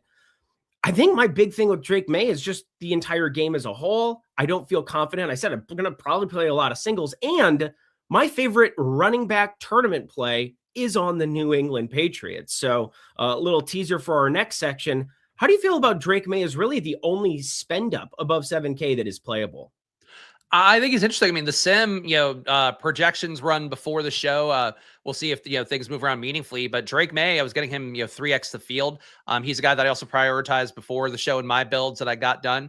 I think he is a guy pushing for an MVP. And frankly, with the mediocre game from McCaffrey yesterday, I thought he was a dark horse that the odds were like plus 10,000 on DK, but plus I think 50,000 on FanDuel. Didn't seem like he had a real shot, but I thought maybe some market misassumptions that it can't be, a non-QB in a year where QB's not the most impressive. But frankly, what is Drake May? What have the Patriots done this year more than anything? They've beat up on tomato can teams. Yeah. Miami is a tomato can kind of team where I think Drake May could put up a big game. I think people are going to assume it's Diggs again. Diggs has 2 straight games over 20 fantasy points, but Butte being back in the mix, I think upsets that a little bit. Still no Mac Hollins out there, so it's going to be mostly Diggs, Butte. You'll get Kyle Williams a good amount out there, Hunter Henry. Like that's your main targets. I agree. It's hard to kind of pinpoint which 1-2 of those you want. I prioritize getting a little more Butte, but still got Diggs, still got Hunter Henry. But I think Drake May stacks. Like I'm not a Drake May guy, but like if he's going to win MVP, one more 4 touchdown game here where he beats out very obvious Trevor Lawrence chalk, I think is like, that's what he has to do if he's going to win MVP. Yep. So why not the spot against one of the worst secondaries in football? Yeah, I feel pretty confident too that knowing that it's going on at the same time as Matt Stafford, maybe there's a little bit of scoreboard watching. They come in at halftime, both of them, and see how the other guy is playing. And if Stafford's absolutely cooked, maybe they just keep rolling it out there. But no matter what, when you're projecting Drake May for 23 fantasy points, basically 22.76 over in our projections here for today, you're assuming he's playing the entire damn game and you're not worried. I mean, it's the same deal. Like blowout risk is definitely there. We've seen Drake May rested a couple of fourth quarters because they were up infinity against the Jets, whomever else. But, you listed off 4 pass catchers, and that's kind of the difficulty of this slate is just pinpointing which one for me for Drake May. But knowing that he's playing at the same time as Stafford, where, if that MVP consideration is there, which some guys don't want to talk about. Some people really, really do. Drake May doesn't really talk about it all that much, but I think it would be pretty damn special. Drake May looking pretty good for that MVP. I want to roll out at least a little bit, no matter what, in my 20 lineup. So whether that's 2, 3, I'm going to be putting into the $3, we shall find out. But now is where I think it gets very interesting, because Trevor Lawrence is your cash game quarterback. Period. End of story. He is on the heater of all heaters, and you never walk away from the table when you're on a heater. You got Matt Stafford. You've got Joe Burrow. You've got Bo Nix, who I think is a little bit underutilized today at his current ownership. Jared Goff and Caleb Williams in that game environment here. 5,900 and up. Lots of options, Spags. Who are your favorites? I mean, definitely a lot of options. I would say for this range, to me, I mean, Trevor Lawrence, I think your obvious cash game QB of the week, as my dog knocks into the camera. Can you get out of here? She is the worst. She was chewing on Alex's boot. I went upstairs and yelled at her because I'm trying to get, because she keeps chewing everybody's stuff. And then she ran away and peed on the floor. I'm like, you can't get me on both sides here, where you're getting mad at the punishment and you're doing the bad thing. Anyway, fuck Kitty the dog. It's the energy right now. Trevor Lawrence though, mega shock. Who's getting sassy now? Who's the sassy one on this show now? Huh?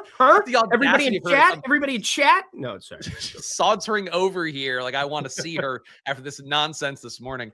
But for Trevor Lawrence here, he is your industry-wide cash game QB. So my pal Pete Overzet, if you're playing him in cash, Trevor Lawrence is the one you want.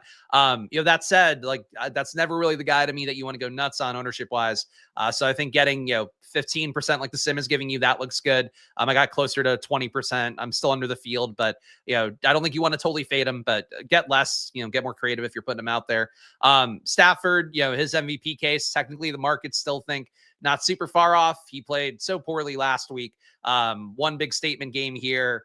I don't think it really gets him the MVP either, but I think they will try to get that offense right. My concern for the Rams is I think they could play one drive and McVay could go, oh, cool, looking good again. We're good, boys, and pull all the dogs out. And that does spook me a little bit. Part of why I've capped Puka Nacua's ownership.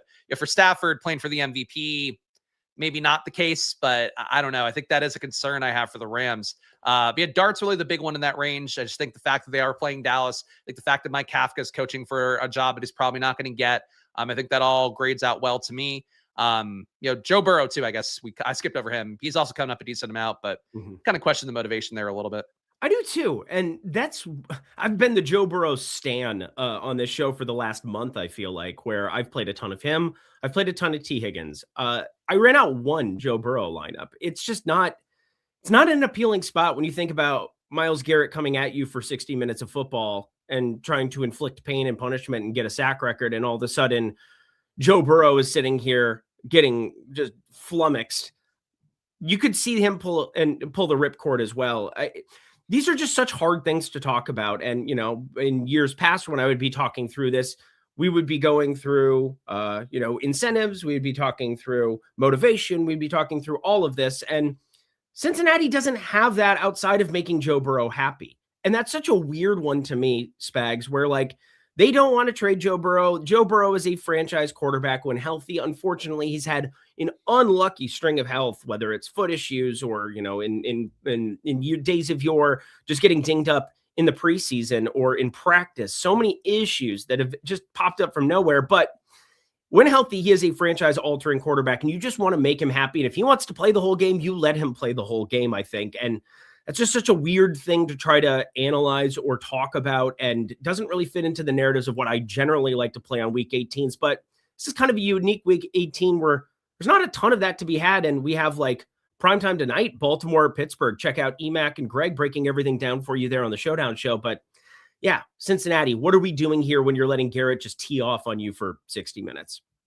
Yeah, I think that's a fair question to ask. I mean, Jamar Chase is coming up enough that I think if you're going to play Chase, you should be playing Joe Burrow. So that's sort of the logic I'm going with. But if the field's going to be at 5% because they're concerned about him playing, and I agree that it is sort of nebulous how they've approached things, but with Burrow and his happiness and chasing that, whatever that might mean, but it does seem like it's been trying very hard. Tough defense, but Cleveland's defense, besides getting Garrett the sack record, probably the least motivated they're going to be across the board. So I get that. And also real fast, I don't know if you're doing a FinDom thing with Matus in the chat, but some very generous super chats came through here, including some gifted memberships. So I just wanted to touch on that.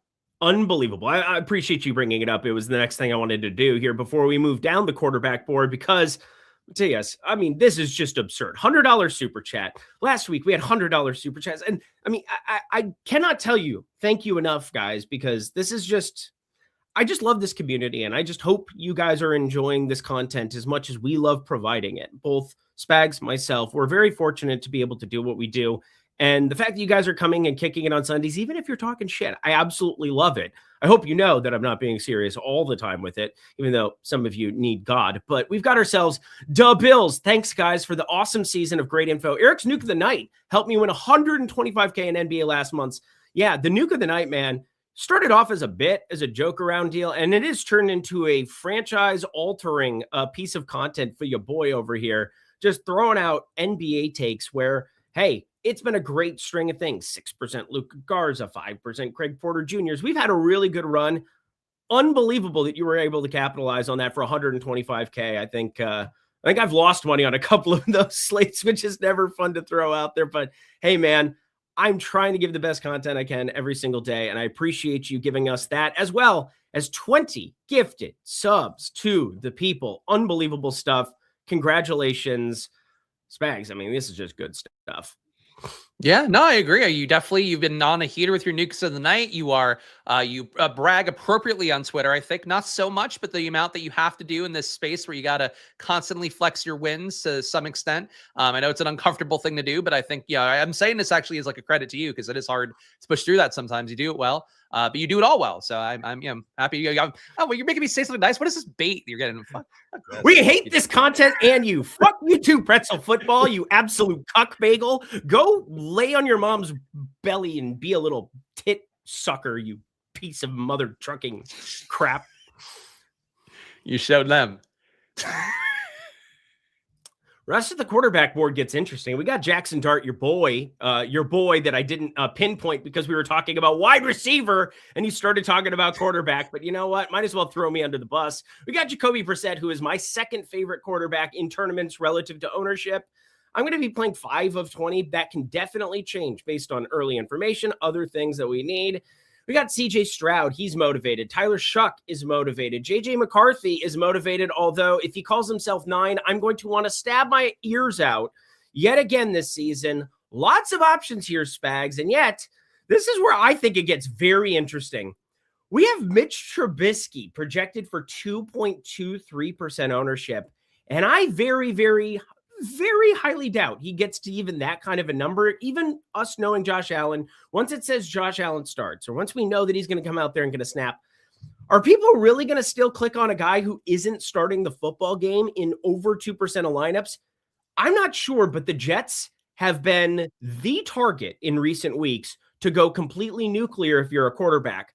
I don't know who the hell to take from Buffalo along for the ride, but I think it thins out a little bit. And if you take the starters off the field, pay attention to the actives and actives. You could have one of the lowest high upside stacks, I think, on the entire board in Mitch Trubisky plus pass catcher at the wide receiver position, where there isn't a ton of opportunity cost at $3K if they're not wearing an Eagles jersey. So I know I threw a lot out there, but Spags, Jackson Dart, Jacoby Brissett, Mitch Trubisky, in the same kind of thought that I'm having there. What are your takes here down here, sub 6K?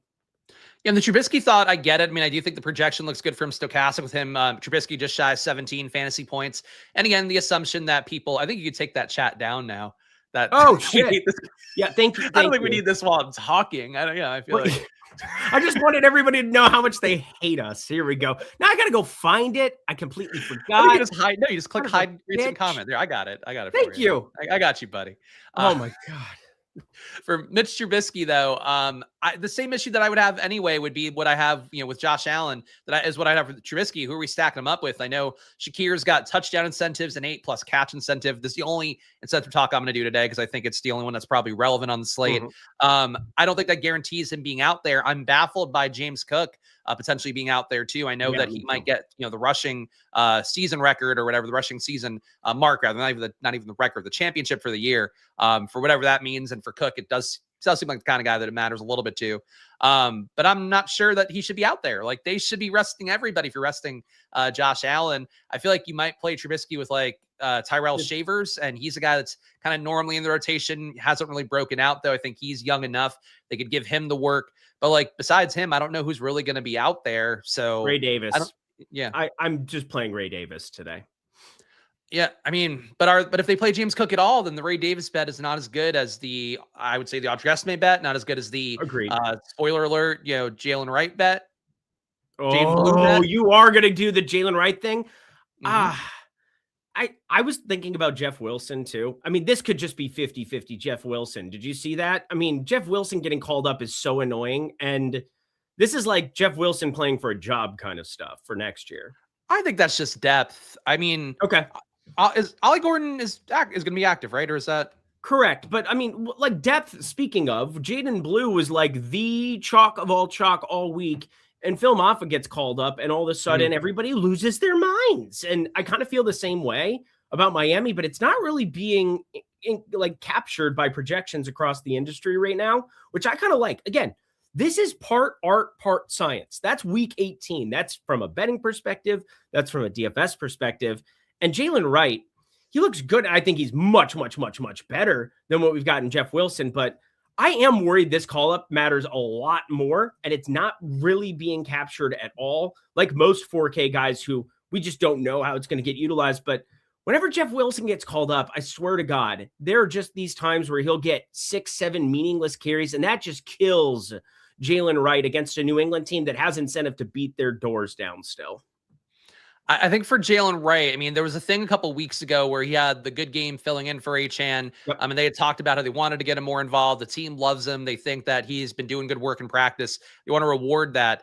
I feel like week 18 is the time you reward that, especially with Achane being out of practice all week. Yeah, I think Wilson's in for a depth piece. Maybe he takes a few high value touches away, but I think even with Ollie Gordon, like I think they want to see if they have with Jalen Wright, because really this is a time period where you need to know if he's like a good back or just the guy that you can kind of churn next year, I think, or, if you could draft a replacement that's better than him and move Ollie Gordon up, that kind of stuff. I think they want to know that. So that's my bet for him. But, I see what you're saying and having any sort of concern like that. Like, I'm more concerned about the Maffa call up than I am the Jeff Wilson one. I think Maffa's a guy they would also like to see, and he's a guy they like, whereas Jaden Blue is a guy that sort of alienated the team at various points this year. I Jalen Wright's the exact opposite, where like they've spoken publicly about how much they love him, and apparently the team loves him. Okay, well then that's different. I'm definitely going to get a little boost in, and that's the beauty of talking through this with you. Obviously we're both in the NBA streets. We're all doing a bunch of things every single day to try to put stuff out there. Stuff will fall through the cracks. I did not see anything on Jalen Wright there. I simply saw the call up, and I saw Jeff Wilson, who has been the thorn in my side, whether that is San Francisco or in Miami here, where just always ends up on the field a little bit more than you would want in these type of situations. I mean, it was a three-headed backfield with him when Raheem Mostert was alongside Achane rookie year, with Jeff Wilson coming in as the third string, and sometimes would play way more than you'd want if you had exposure to either of those two. But yeah, that makes me feel a little bit better about it, and that is a great anecdote to throw in there for the people. And in quarterback, just kind of rounding out the conversation for it here, I thought Tyler Shuck was one of your guys too. Do you have any kind of a Tyler Shuck feeling as he's playing for NFC Offensive Rookie of the Year, which I don't know if there's any money attached to such things. That would be fun, but surely he's the quarterback of the future for New Orleans. They got to feel a lot better with him at the helm from what we've seen the last 2 months than what they did coming into this season. Yeah, I mean, I feel like I'm more impressed with New Orleans results than I am Tyler Shuck's own, advanced analytics stuff, where he's still, a negative. No, he's actually up to a plus EPA per dropback, 0.01 EPA per dropback. So, barely above league average, 0.02 EPA per pass, a little bit above league average, 81% catchable ball rate's not bad. The rushing has been nice. He's running, 1.5 times per game in the red zone, 3.5 times per game overall. I think, New Orleans has played well. I think they're one of the teams how they played at the end of the year. People are going to go like, the sleeper next year, they're going to win the South. And then they're going to totally disappoint in year two, would be my guess. But I still think, Tyler Shuck, generally an interesting play. This slate, though, really didn't get there. I feel like a lot of his upside kind of tied to Olave. I like like the idea of the cheap stack. Going to Kevin Austin, I think is okay. Dante Pettis, people are, not gonna be as excited to play him, I think, as Kevin Austin, but he's a legit vet receiver who gets open, who's had, big days for New Orleans, for a bunch of different teams in the past. He has a primary outside receiver, and he was already getting, a good amount of snaps last week as well. I think he looks good. Juwan Johnson, my favorite, along with probably the Fields, favorite tight end of the week. So I should get more Shuck, but I really just think for me, got other guys instead. That's the thing. But I'm playing Estime. I'm playing all the other Saints receivers. So maybe something I try to correct here and just get like 10% Shuck just to stack it up instead of just having individual pieces. Not a lot of people whatsoever pulling ownership down here, but there's one guy to talk about, period. I think sub 5K. We know it. We love it. Tanner McKee. This guy has been a preseason darling for years now, and there were people in Philly that were clamoring for him to potentially take over a job, which is an insane thing to say coming off of a Super Bowl win for Jalen Hurts.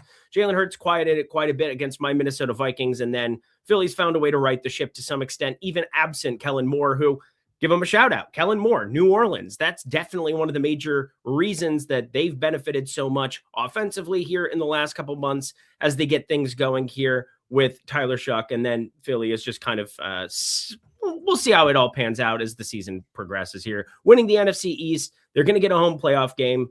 That's going to be just fine here, I think, for the Philly people. But Tanner McKee, everybody's excited about him. He gets the Washington Commanders, which you can't possibly fall into a softer spot. And especially if you get like the backups of this horrendous secondary in Washington playing, snaps here and there, maybe a little bit more than they otherwise would have. This is an unbelievable spot. I guess my concern is simply you're going to get wide receivers that are popular here on the Philly side. And Tanner McKee, I don't know if I need him. And I feel so much better about just using that money elsewhere and going up at the wide receiver or at the running back position for Bijan and Gibbs, going up to Drake May, and then still finding ways to play cheapies. I don't think I need Tanner McKee, but I do want to roll him out. Curious to see what you're planning to do with him, because no question he's an exciting young talent. Yeah, I got a little bit under 5% of Tanner McKee. Okay. I'm not he wasn't a priority for me. I'm not buying the hype on him quite as much. I agree, limited action, he's looked decent. Certainly the team believes in him. But then moving on from Pickett, I think they could have had faith in Pickett with what he showed as the Eagles backup, and it didn't go that way. And that seems to be at least the right choice from what we've seen from Pickett so far. But for McKee, I think he's okay. It's just the weapons aren't that strong. The matchup against Washington is great, but the total for Philly is still only 21.5. I just don't really see the signs of it being a thing where McKee is going to sling it all over the yard. But the sack partners are cheap. Jahan Dotson, Darius Cooper, both guys going to come up. Both Stokastic data industry wide as well. Cooper, I think cash game play industry wide. So if he gets a little bit over-owned for that, but I'm still getting him in 20% of my lineups. I'm not really stoked about the situation here. I did boost Bigsby a little bit because I want to try to get some theoretical leverage if people go nuts on McKee. But yeah, I thought the environment I would like more, but I don't think the total's great. I don't think the receivers that are left for Philly stoke, my flame too much. Why are you playing Darius Cooper? Why is he really a guy? He's done nothing. Yeah, we'll talk about Darius Cooper. I think he's actually more appealing. I don't know. Jahan Dotson had a great week 18 last season, and I'm sure people can draw to that and have a feeling about that. I would never play Cooper in cash or anything. I will also say there's another wide receiver there in Philly that I kind of have some interest in that we'll get to. Mr. Covey, Covey. Played him last year, I think, in a showdown slate when he ended up being the wide receiver 3. I was in Europe for that one. High pup. But anyway, Traskin 29. You can never fail with a 4K QB. If there was any week that you could fail with one, it is especially this week. I would say you absolutely can fail with 4K quarterbacks because they generally aren't very good. And then you can fail again because, we need to have fantasy points in our lineup still this week. That doesn't go away. I think there's 2 that are playable. I'd say half of me has interest in Shedeur Sanders just because it's Cincinnati on the other side. The other half of me just says that it's Shedeur Sanders and I shouldn't do that and chase 1 week of success that he had against Tennessee. But anybody else sub 5K that you have in the pool whatsoever? Because I don't. No, I didn't really go that far down this week. Let me just make sure, because sim-wise, nothing coming up for me with Stokastic data. And then a QB for myself. Yeah, I got McKee again, 5%. That's about it for me. And Shuck, I now I'm getting at 7, so I did boost him up a little bit, but I'm not going any further than that. For Cleveland, you are losing. I know you're going to get some Jerry Jeudy in projections. I don't feel great about that. I am playing a little bit of Sal Cannella for the Browns at tight end because UFL fans will know that he is a guy that commands targets well. And he filled in last week, played 13 routes, ran 13 routes, got 4 targets in that time period. I think he might absorb more of the Fannin and Njoku role than he deserves, for being real about it. So he's a guy that I prioritize, but I did not prioritize Shedeur with it. Shedur's been bad this year, and I think that if they make him the franchise QB, I think that's going to be an error, but we'll see. I agree. I will also say Slayton is 4,100, and it is just so much easier to click on that hand building. I landed on 4,100 an auspicious amount of times. Not that you couldn't just play 3K. This is a slate where you could leave a lot of salary on the table if it's so fit. I really have no problem with that, depending on what you're planning on. However, I didn't end up doing it because of how much Bijan Robinson, Jahmyr Gibbs, Jamar Chase, and Puka Nacua I anticipate having. And again, the Nacua stuff, I'm going to have to be very careful how I'm utilizing it. We'll get into the ins and outs of that, but let's get into the ins and outs of Tails quick. This is an amazing app that you can sign up for right now over at the App Store or Google Play. Doesn't matter if you're an Android person. They need love too. No discrimination here, Squirrel. But you get yourself over to the App Store and you download the Tails app, and you can have a ton of free bets for today from a lot of experts, such as myself, such as Greg Ehrenberg, throwing it out every single day for free. If you have notifications on, it's basically just constant bet from Greg Ehrenberg, which is amazing to have, considering you look at his picket. Oh boy, he is unbelievable in the betting streets. Check it out on a day in, day out basis. Hey, you're looking for some extra action here on the afternoon games? Check out the Tails app. You're looking for something because you can't find a bet for Steelers and Ravens this evening? Download the Tails app. It's as simple as that, friends. An amazing community is getting built over there. Leaderboards for you to be able to track some of your favorite experts that are performing well, see who's hot, see who's not, have an opportunity to tail them in real time. Tons of free plays, tons of experts to follow over at the Tails app. Check it out here this afternoon, and, well, just do it now. Takes 2 seconds. Best way you can support me over here on this channel right now, downloading this beauty, and then give me a little follow over there. Lindy, Lindy. That's me. That's my name. Go ahead and wear it out. I don't give a shit. We got ourselves the running back position. Absolutely love Bijan Robinson. I think we talked on the onset for that. Give me the Jahmyr Gibbs ownership range. 22%. Is that too much? Too little? Just right? Because Dan Campbell's a psychopath. Yeah, it's tough because they really are playing for nothing. And I do think that, Dan Campbell is the type that would keep going down the home stretch with Gibbs. And, for Bijan, I have kind of similar concerns. Like, they really are not playing for anything here. But Bijan, I'm getting in half my lineups. I put a cap where, like, I'm not going to any more than that. I think I'm cool with that number. Feel the same way about Puka Nacua for anybody playing along at home. I think it's just, let's get these guys in as much as they're going to come. But, like, I don't want more than half of their lineups determining what I'm doing today. I think for Gibbs, getting a little bit less, getting closer to 25%. I'm just actually rerunning stuff a little bit right now. I think for Gibbs, he's definitely your pivot down the salary chart from Bijan, but I think looks okay in terms of the price tag, the exposure in the sim that I just reran here. Gibbs coming in low. Gibbs at 9%, Fields at 24%, whereas Bijan's at 72% without any sort of exposure cap or anything. Definitely stochastic data favoring Bijan, but I view Gibbs as a guy where, like, if I'm getting half my laps with Bijan, I want to get 20% with Gibbs. I think that feels about right in terms of how I view them. Yeah, Bijan came down a little bit. We just got our last ownership run here, 9:08. So we've got 33 minutes here. We got plenty of time. Plus, it's going to be a lot of allowing projections to do some of the work, allowing for some of the takes that you have for week 18 to do some of the work, kind of finding that art science combo. But Jahmyr Gibbs, he's an unbelievable talent. If he busts off a 90-yard touchdown, we're all going to be beating our heads against a desk. But Bijan Robinson, I do feel exponentially better about. Gibbs, I think he's kind of cash viable, which is an insane thing to say. But look at these guys. Your boy Jalen Wright sitting 4th in terms of ownership at running back. Ashton Genty, your second most popular running back. What a time to be alive. I will say this. I feel much better about RJ Harvey. I heard the tail end of the last show that they didn't like RJ Harvey. I love RJ Harvey today. The Chargers could just rest everybody. RJ Harvey, he's been getting a massive workload. I mean, only 14 carries last week. But I look at what he's been doing. I know 6,800 isn't as appealing, but I would really find the 400 to go up there. I talked about Ashton Genty. I have no problem playing Ashton Genty considering how much he's on the field, and Kansas City going to be arresting a bunch of dudes as well. Not a ton to play for, as in zero to play for, but I just feel so much better about an RJ Harvey if you had to go that direction in cash. But like Jahmyr Gibbs, Bijan Robinson, I think would be my preferred combination, and just kind of living with the results of that. I don't know what to say about RJ Harvey other than like he's still the lead back there. And in tournaments, I think he's still somebody that I don't feel comfortable fading, Spags. Yeah, I mean, RJ Harvey, sim-wise, Stokastic's top 150 ROI lineups, getting him at 18%. The field's 12. He wasn't a priority for me. The matchup with the Chargers, I think, actually, let me see where I got my Harvey exposure at for my lineups. You got him in 11% of lineups. That's like fine to me. Basically with the field. I think he's an okay play. I think he and ATN, like two guys that, you're getting Stokastic data around 18, 20% of. I think those are perfectly fine numbers to get to. For me, it's closer to 10 to 15% of both.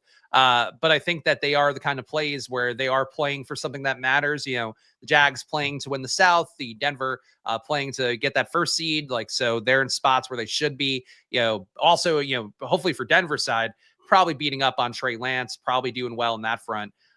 So I get going there. The sim though, is the most recent run. I got to say, if you want to go with the sim, you definitely should. Sim hates Audric Estime. He did not come up at all. So that makes me sad because he was coming up a little bit before, and now he's. What's really his passing game role? I'm curious. I don't even know off the top of my head. Audric Estime, purely because I think this could end up being a Tyler Shuck kind of spot where they just kind of let him go out and chuck ad nauseum. And that's where the Juwan Johnson thing makes sense. That's where we're going to talk Kevin Austin in the wide receiver position. We'll talk through some of the other pieces there. Dante Pettis behind him as well, who I find to be interesting for tournaments. But I think that's kind of the issue is if it's not going to be involved there, I mean, you could still run into some tutties. And I did like him busting that run for you last week. That was useful because I thought I was going to win everything with Ramondre Stevenson. And I can't remember what went wrong at the very tail end of the slate last week, but ended up being a pretty decent week, just not as epic as it could have been. Yeah, no, I get that. And yeah, for Genty too, I think I skimmed over him. Fields getting 20%, Stokastic top 150. I'm getting him at 57. I do think for Genty, after being so disappointing last week, going back there, definitely some logic, but the Fields there a good amount. I mean, I think I'm gonna end up a little bit above the field on Genty as well, but okay. I think you're not really getting a discount. Usually the guys that bust so meaningfully the week before, it's I get a little bit of a discount here. This week you're getting Genty at exactly what his ownership should be, I guess. And frankly, based on what we saw last week with him throwing up a dud against the Giants, you can make the case that he might just be not in the greatest spot this week either.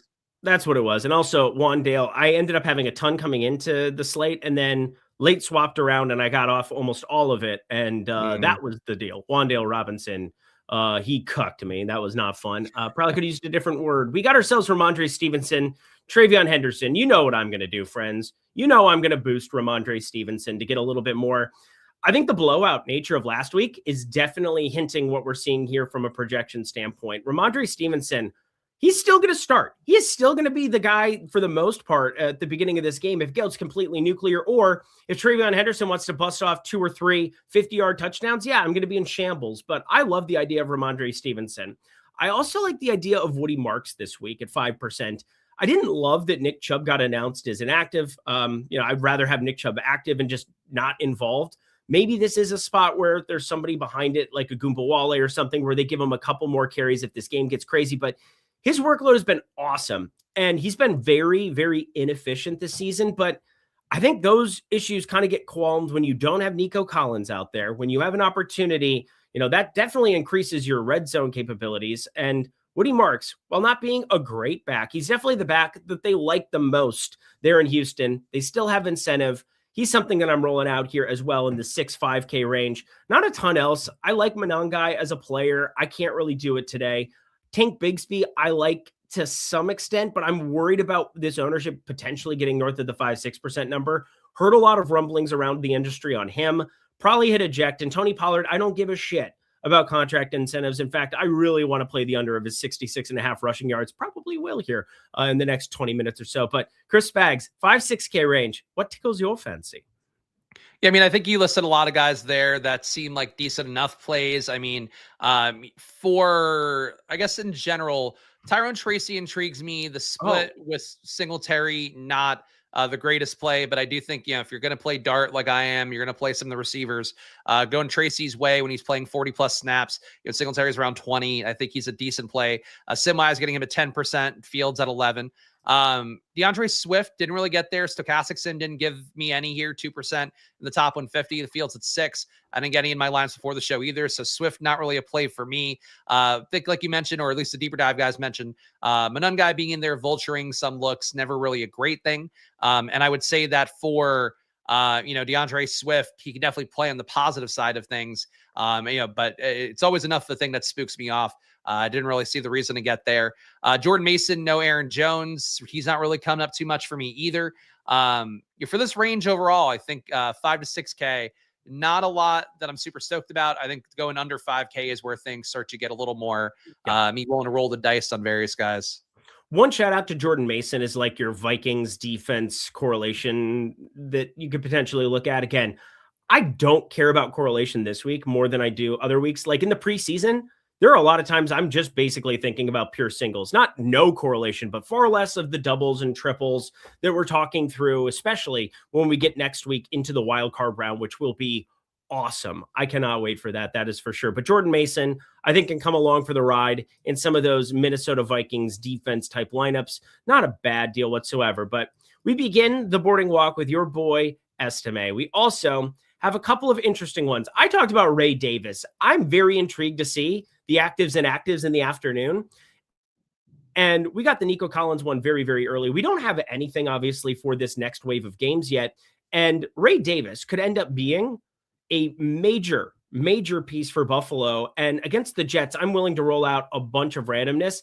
If somebody were to get 15 plus touches at the running back position, right now we do have an involvement for Dalvin Cook that not Dalvin Cook, good Lord, James Cook, that we definitely, I think it's a very fragile projection, if you will. I think that should be without saying when he's projected for 6-7 less than he would otherwise be taking on a Jets team. But if he doesn't get a full workload, I think Ray Davis, who's really been uninvolved relative to, I know a lot of people in the best ball streets, he was kind of a popular guy at the very tail end of drafts, Ty Johnson as well. But Ty Johnson has a passing game role. Ray Davis doesn't really have a role, period. And so I like that for week 18 in this spot. There's a ton of other guys to take shots on. DeMercado in a good game environment, as well as Michael Carter above it, who has a little bit of that passing game involvement. Jadon Blue was going to be crazy chalky until we got Phil. They got activated. Talked about that a second ago. And your boy, Jalen Wright down here, sub 5K. We've talked through some of the chalkier options. Anybody,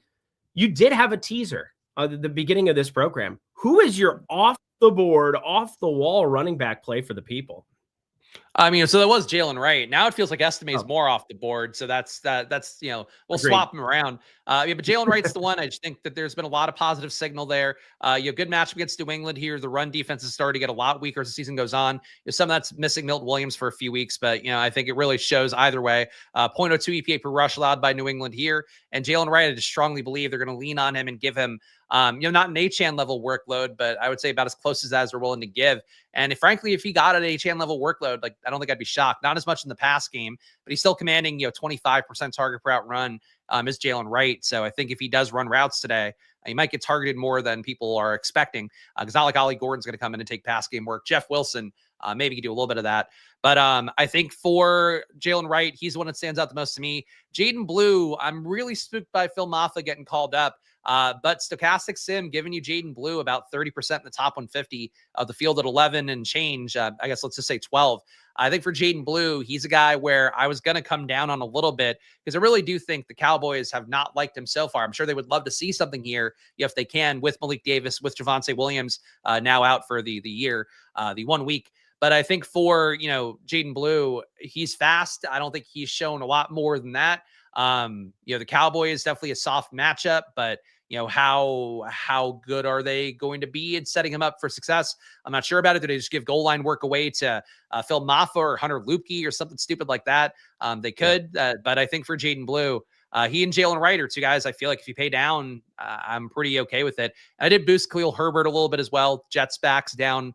So I got him in about 3% to 5% is what I think it's going to be a final number wise. But Blue and Wright, I think, are your two big ones. Jaden and Jalen, your two big guys. All righty. Anything else at the running back position you want to bring up whatsoever other than random stuff is going to happen? Yeah, random stuff. I mean, Tank Bigsby, I'm also going to get, it looks like 5% of. I think that's an okay number. Would favor him over Shipley because a couple weeks ago, we did see Tank Bigsby have a 25+ snap role. Shipley hasn't been there in a very long time. So I think they want to see what they have in Tank as a runner potentially this week. And I think get some leverage on Tanner McKee lineups going that way.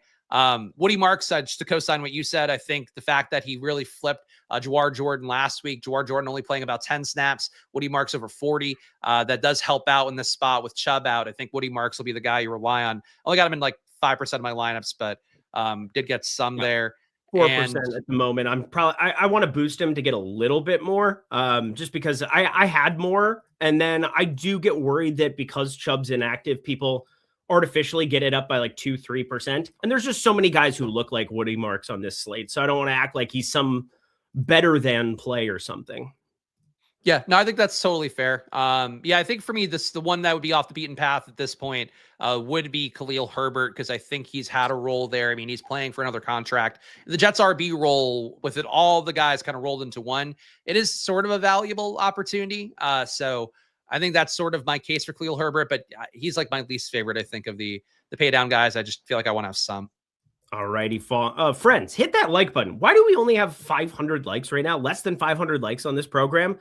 We got to get those numbers up. Those are rookie numbers. We got to get ourselves up there so that we can continue throughout these entire NFL playoffs, giving you guys great free content. I won't go on a rant like I heard Lofty on the tail end of that one, although I 100% agree. Nothing's free in this business. So the cheapest form of entry here, hitting that damn like button for us, that would be greatly appreciated as we go to the wide receiver position, where I think the crux of what I'm doing with my lineups exists here. Puka Nacua is showing up a ton in the Sims. He's showing up crazy, crazy amounts. I did the same thing you did. I capped him. I'm very nervous about this role. But if you're going to cap him here at the wide receiver position, one thing I have to do is I have to play some Jamar Chase early. I have to get some early information on Jamar Chase. He is the only guy outside of CeeDee Lamb right below it there that I've got right around 8% of my lineup, so not nearly as important. But Jamar Chase, I have in 50% of my lineups today. I've been a T. Higgins guy. I think this is an awesome opportunity to really react in a big portion and portfolio of your lineups with early information on one piece. I've got him and Darius Slayton, really the only two guys that I have a lot of in this early window of games. I have basically nothing else over 20%. And that is just going to give me late swap ability. It's going to give me early information. And in the event that he completely duds, I know that I'm going to be playing a lot of Puka in some of those remaining lineups. If I end up having a smash from Jamar Chase where I'm 2.5x the field, Spags, I'm going to be in an unbelievable position in tournaments to do whatever I want in the afternoon window, play the chalk I want to play, and feel much better about my Puka fade. So how are you planning to utilize this top of the board? Because it is very uncomfortable to me. Yeah, I mean, Puka is the one. Again, I'm getting about 45%, so my 50% cap, and I end up coming a little bit lower than that. And I feel okay about that number. I think Puka, I worry, like I mentioned, about the Rams maybe getting this offense right for a couple drives. They feel good about it. They call them off. And maybe Puka gives you, 15, 20 fantasy points there. Maybe you can win a tournament with him, but I do think if you don't get everything else right with that, it's going to be a pretty narrow range of outcomes if it does play a certain way for the Rams. So that does worry me enough where I want to get him in a lineups, but I don't want to go crazy on it to kind of explain that one more time. Jamar Chase is my number 2 guy, and I feel like my top 5 receiver is really stupid. Like I have like 5-6 guys over 20%. I have Puka Nacua at that 45% number, Jamar Chase at 26, CeeDee Lamb at 21. The hope, I guess, just that he can get there. Perhaps 3/4 of play with Dak, maybe a half. But Dak going for the passing season mark, I guess, for a limited amount of time because they want to see Joe Milton out there. Hoping Lamb can get there in partial game, another spot for that. Jefferson getting above 20. And then the 2 Giants receivers, Slayton and Hodgins, I boosted to above 20. So I'm playing all legit guys, and then my personal whimsy with it. And it's going to go well. It's going to go well. Yeah, go team. I'm with you with your personal whimsy for what it's worth. The one guy you didn't say that I have a ton of is Michael Wilson, and Sims like him. I liked him coming into this week. I bet him at 65.5 receiving yards. I think he's at like 75.5 right now. I think people caught on that. Oh yeah, maybe when Marvin Harrison isn't out there and Jacoby Brissett is still projected to have the most passing attempts in the NFL this week, we should probably play some Michael Wilson, who continues to just smack no matter what. And it would be especially nice if you get some of those Arizona pieces, specifically Michael Wilson, absent the first stringers there for the Rams. That would be good. But I like that you're on board with me there. Again, it is fragile. I don't know what to make of it. And plus, it could end up being a piece of news that drops that completely changes Spags and I's takes about how we're going to utilize Puka Nacua. But that said, you can't reverse engineer your lineups after the fact to account for news that could come. And in the event that we hear that they're going to limit it, it'd be like, well, shit, I wish I had more Jamar Chase. That's why I'm jamming him. That's why I'm playing him in 50% of lineups, and currently Puka in less than 20% of mine. But that could very, very well change based on what happens there. Jameson Williams, been a disappointing season by pretty much any standard you look at. Had one smack when Amon-Ra St. Brown got dinged up on Thanksgiving, and outside of that, it has been brutality. Talked about Michael Wilson already, and then my boy T. Higgins. My boy, they killed my boy. I can't really play him this week. I wanted to. I thought about it for a long time. He's going to be getting some brutal coverage there against Cleveland, and I feel much better about Jamar Chase. And again, I've had a pretty good gauge on the Cincy passing game all season long, so take that for what you will.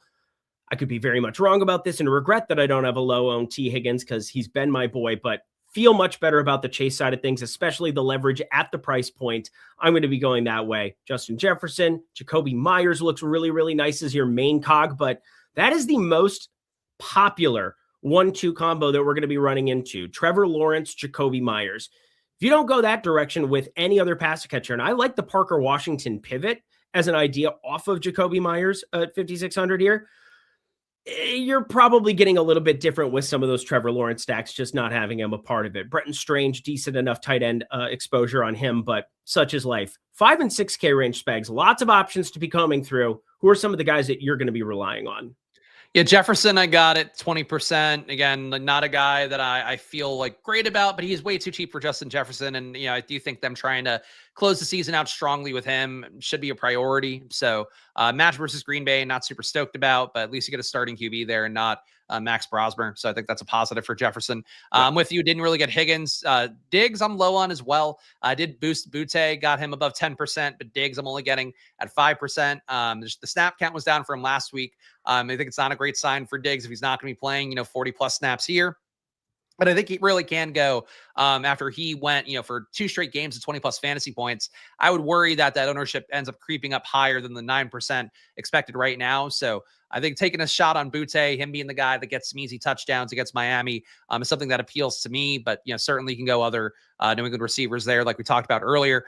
But didn't really get Sutton. Got him. Well, I got him at 10%. I guess that's not insignificant, but a little bit under the field. Got Jacoby Myers, like you mentioned, at 20%. Got at Michael Wilson at 19. That's sort of it for this range for me. I think under closer to 5K. Burden, I'm getting at 15 and change. Parker Washington getting in 6%. But nobody I really feel super strongly about. Just think these guys are all projection plays that help make the lineup look better overall. Agreed. Now we get to the sub 5K. Let's have some fun. Let's roll those dice. Let's get ourselves down with our bad selves. Jaden Higgins, my boy.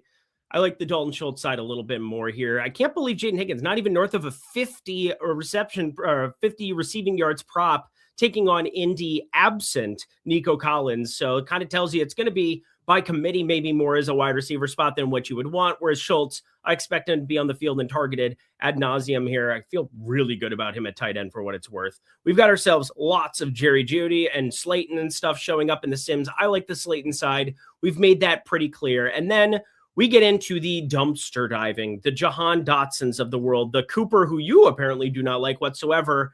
Let me throw Isaac Tesla into the ring as well. Not that there's any issue whatsoever in playing Jameson Williams or Amon-Ra St. Brown because Dan Campbell's a psychopath, but Tesla has been mixed in a little bit more. And maybe in this new phase for Dan Campbell, maybe we do see where he wants to at least limit Amon-Ra St. Brown, considering he's dinged up as is, has been like for a month coming off of Thanksgiving, and yet continues to play through all of these injuries. I like the idea of getting to a little bit of him as kind of a contrarian piece. I think Chicago, something that the Sims really, really like, and something that I'm going to be rolling out a little bit with the Caleb Williams, Colston Loveland, Luther Burden combination. So maybe a run back of a game environment a little bit more similar to weeks of yore, if you will, and getting ourselves to some of these correlated game stacks. But sub 5K, lots of options. Opening up the board to you, Spags. Who are we going to fire up? Yes, I mentioned Butte. I forced my way to 10% of him. I just think that he's an interesting lever for a guy in Drake May that I do want to get above the field on. And, again, data-wise, we are getting above the field. With you, that Higgins didn't really come up much for me. CJ Stroud, one of the games this year where Nico Collins was out and Stroud was in that brief period where it was Stroud being in and out, Nico being in and out. It was one of best Stroud's games where he was sort of target agnostic in that game, had a bunch of guys that caught a touchdown, had okay receiving days, but nothing great. Higgins might be more of a beneficiary at this point. He's got a year of experience under his belt, as a rookie coming in, but like you mentioned, the prop markets aren't really there for Higgins. I don't think the projection's really there. It's not a guy I prioritized. Darius Slayton, I did prioritize again, because I like the dart stack, like the opportunity with no Wandale out there. So he's a guy I'm getting about 20% of. Jerry Jeudy, that's sort of the fade there. Jeudy, I'm going to be low on. The ownership's come down a little bit on him, but I think industry-wide data might push Jeudy a little bit more. With Cleveland being down in Njoku and Fannin, I think people want to play the guys that they trust who are still there, and I'm not crazy about Jeudy even in that spot. Dotson I got at 17%. Even though I don't really love Darius Cooper, got him at 17% as well because it's just the price tag and the projections look too good. But again, I am playing a little bit of Hodgins, actually a lot of Hodgins. About 20% of him is a lever against that in the hopes that if Cooper fails, maybe I can get there with the Hodgins stack at 3,100. But those are my cheap guys. And, I think this week, Eric, you could make your cheap guy case wherever you want. And I think we would poo-poo it even less than usual, or even more. No, you poo-poo it less. That's what we would do. We love the poo-poo, I guess. But anyway, one more thing to throw out there. If we're going to be lower on Puka Nacua, there's got to be something that breaks for the Rams in the backup department, right? And I've seen a lot of talk about Mumfield, and I have no problem with Kanata Mumfield potentially being that guy. But don't sleep on another dude in Tutu Atwell who's not being projected for anything whatsoever. I like the idea of Mumfield for sure, but I'm seeing a lot more rumblings about him than Xavier Smith, than Tutu Atwell. I think all three of them, if we're not going to be going their direction, Jordan Whittington as well, if we're not going to be going Puka Nacua's direction, with no Devontae Adams out there, they're already going to be on the field to some extent. And I think rotating through a couple of them based on news that we hear, or based on, how the Rams potentially could go after this one, or just based on the story you want to tell, old school showdown DFS, talking through like the storybook of, okay, the Rams are going to rest Puka Nacua, Matthew Stafford. What does the game look like? I like Arizona a lot as a stack that the Sims really aren't getting to, but if you're going to have Puka lower like you and I are, I think taking shots somewhere here on the Ram side makes some sense too, no? Well, I think my sort of assumption for Puka is that if he fails, it's just that he didn't play enough of the games, so I don't think anybody comes in meaningfully and takes it over. If I had to guess, Mumfield wouldn't really benefit that much because he'd run the same route. Sure, he would. You'd probably get Whittington coming in and playing the Puka role, and probably, much less successfully. Yeah, I don't think there would be anything there necessarily. But I also expect the Rams to I think they could play a quarter, maybe up to 3 quarters if things just are kind of bouncing back and forth. If he plays 3 quarters, Puka might still not get there. He gives you, let's say, 17 to 20 fantasy points, gets you close, but isn't like a must-have play, and then nothing else from the Rams to get there at that point. All right, that's fair then. That's fair. I just wanted to talk through it because the game environment could be awesome if Arizona's just pushing the pace to some extent, but that spread just continues to go up in the Rams direction, which makes people think, and makes me think, and makes our projections think Puka Nacua going to be on the field more than what we are thinking here to some extent, at least that you and I are thinking. So going to have to assess that one further, but Jamar Chase, he is locked and loaded for me. Speaking of expensive spend ups, Trey McBride, 7,500 on an island by himself. He's an island boy. We got Kyle Pitts, Travis Kelce potentially in his last NFL game, and Hunter Henry. I'll draw the line at 4,500. 4 guys up here. Anybody that's showing up in more than 10% of your lineups right now? I think I like McBride a little bit more than the sim does. For McBride, I got him in 14% of lineups, 15%, let's say, of lineups. McBride's at 7% of the Stokastic top 150 I ran. So I think for McBride, willing to go there. I also had enough lineups because of some of the cheap guys that I've sort of caped for here, whether I'm right or wrong about them. They give me enough salary to be able to afford Trey McBride along with some of the other expensive guys. So I'm willing to do that. But Juwan Johnson's the one that I really do like the most. I mean, he's technically, I guess, a pay-up option on the slate because he is your third highest price, third highest price tight end that you're getting actual exposure to, because Pitts and Kelsey seemingly not coming up very much. But I think Juwan Johnson, getting him in a third of the Stokastic top 150, I forced him into a third of my lines before the show. If holding steady on that number, I think for Juwan Johnson, he's a tight end that I feel best combo of situation plus price tag plus still being hopefully motivated enough. Juwan Johnson, just absolute metric tons of him. No problem with it whatsoever. Dalton Schultz has had his ownership come down slightly throughout this program, ever so slightly, and I'm just fine with it. Colby Parkinson, some of these Rams are guys we could potentially take shots on, and I've seen it, everybody. Trust me, I've seen it. Dawson Knox, 1 million contract incentives. I'm sure if they get in the goal line situation, bring Knox in, make sure that he can try to get all that money, honey, and go on with his life. But again, I can't really click on it here relative to some of the other options that we've got, especially Juwan Johnson for just 200 more, but or not 200 more, but 400 more, 600 more. I'm terrible at math. Don't mind me. Anyway, lots of guys on the cheap end that we could take shots on. I think Josh Oliver's probably my favorite intriguing guy that nobody's clicking on, playing the backups of Green Bay, J.J. McCarthy. We have Justin Jefferson. Some of those doubles make some sense. And then Daniel Bellinger. I know that you've liked Jackson Dart throughout this program. I'm sure you got a little bit of belly in your belly. How about we talk about some of these cheapies? Anybody off the beaten path? Yeah, so I did get to Bellinger at 10% because of the Dart stuff and the fact that I do think he's a guy that I still want to get to. Michael Mayer, I also boosted, got him to 15% because he just wasn't coming up a lot for me. And Mayer, I do think played pretty well last game. I believe he had 10 targets in that spot, caught almost all of them. If you're going to say that Vegas is going to be in this game at all, and I think the Genty projection seemingly indicates that they expect it to be, I think Mayer can PPR scam his way there one more time. So I don't mind him.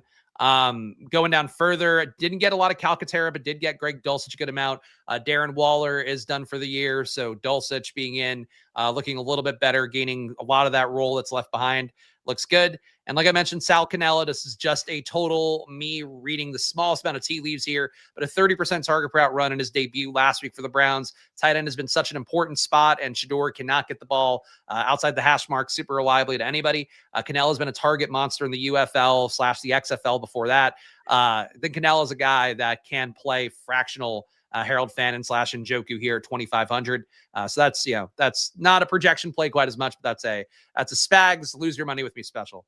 Oh, it's so here for it. If there's a week to do it, it's week 18, friends. Hit that like button for it, and you have an opportunity to keep watching us do this, and we'll be able to do it throughout the wild card weekend. Again, tonight, we're going to have NFL Showdown live before lock. That'll be EMAC and Greg Ehrenberg taking everything into account for an unbelievable showdown slate. I think Ravens Steelers, one of my favorite showdown slates I've taken a look at already heading into today. Boy, should there be some options. The Gainwells, the Warrens, the Metcalfs, and then on the other side, the Zay Flowers, the Mark Andrews, Lamar. I mean, it's going to be an awesome football game. I know you're excited. We're excited. Fire it up. NFL Showdown live before lock. But we round it out with a dud at defense here. Super popular are the Minnesota Vikings. You got the Bills taking on, one more time. We're going to get to watch Brady Cook, or the lack thereof. And then the Broncos defense against the Chargers and Trey Lance.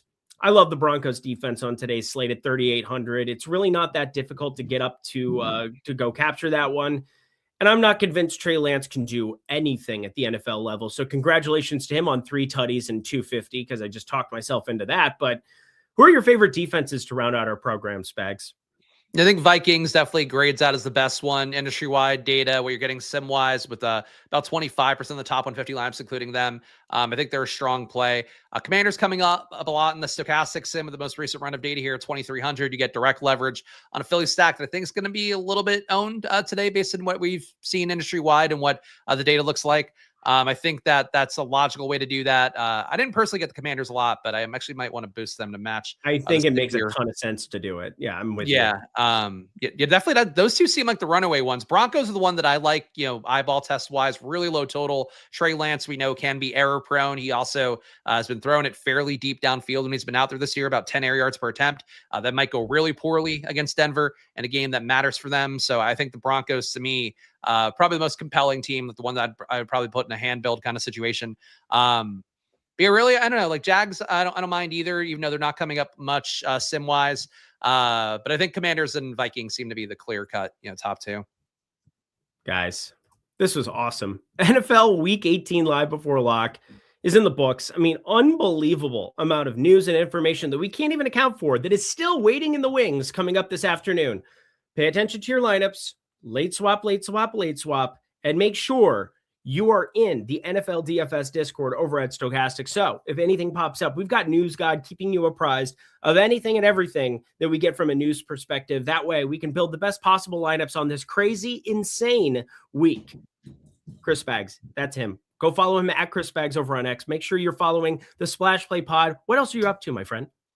I don't know. I mean, the schedule's going to be moving around here. I'm not sure which streams I'll be on, but there are still NBA streams for me coming up on Stokastic. And I know there's like a Monday Night Football, which I think I'll be on with Laffy, but we'll see what the generous schedule master Greg Ehrenberg gives us, because I'm sure I'll be around. If not, I will be on my Splash Play channels. And Eric, this might be, if it is our swan song for the year, it's been a pleasure. I appreciate you, being here for the journey, politicking to get me on the show when they were choosing all the various options that were available. So I appreciate that a bunch too. And I think, it's been a good year. So I hope we can keep it going, guys, as best we can, because the show goes on, guys. Playoffs, a lot of slates that we got to play. You're my boy and you're tolerant, which, people need to tend to be with me. So I appreciate that about you.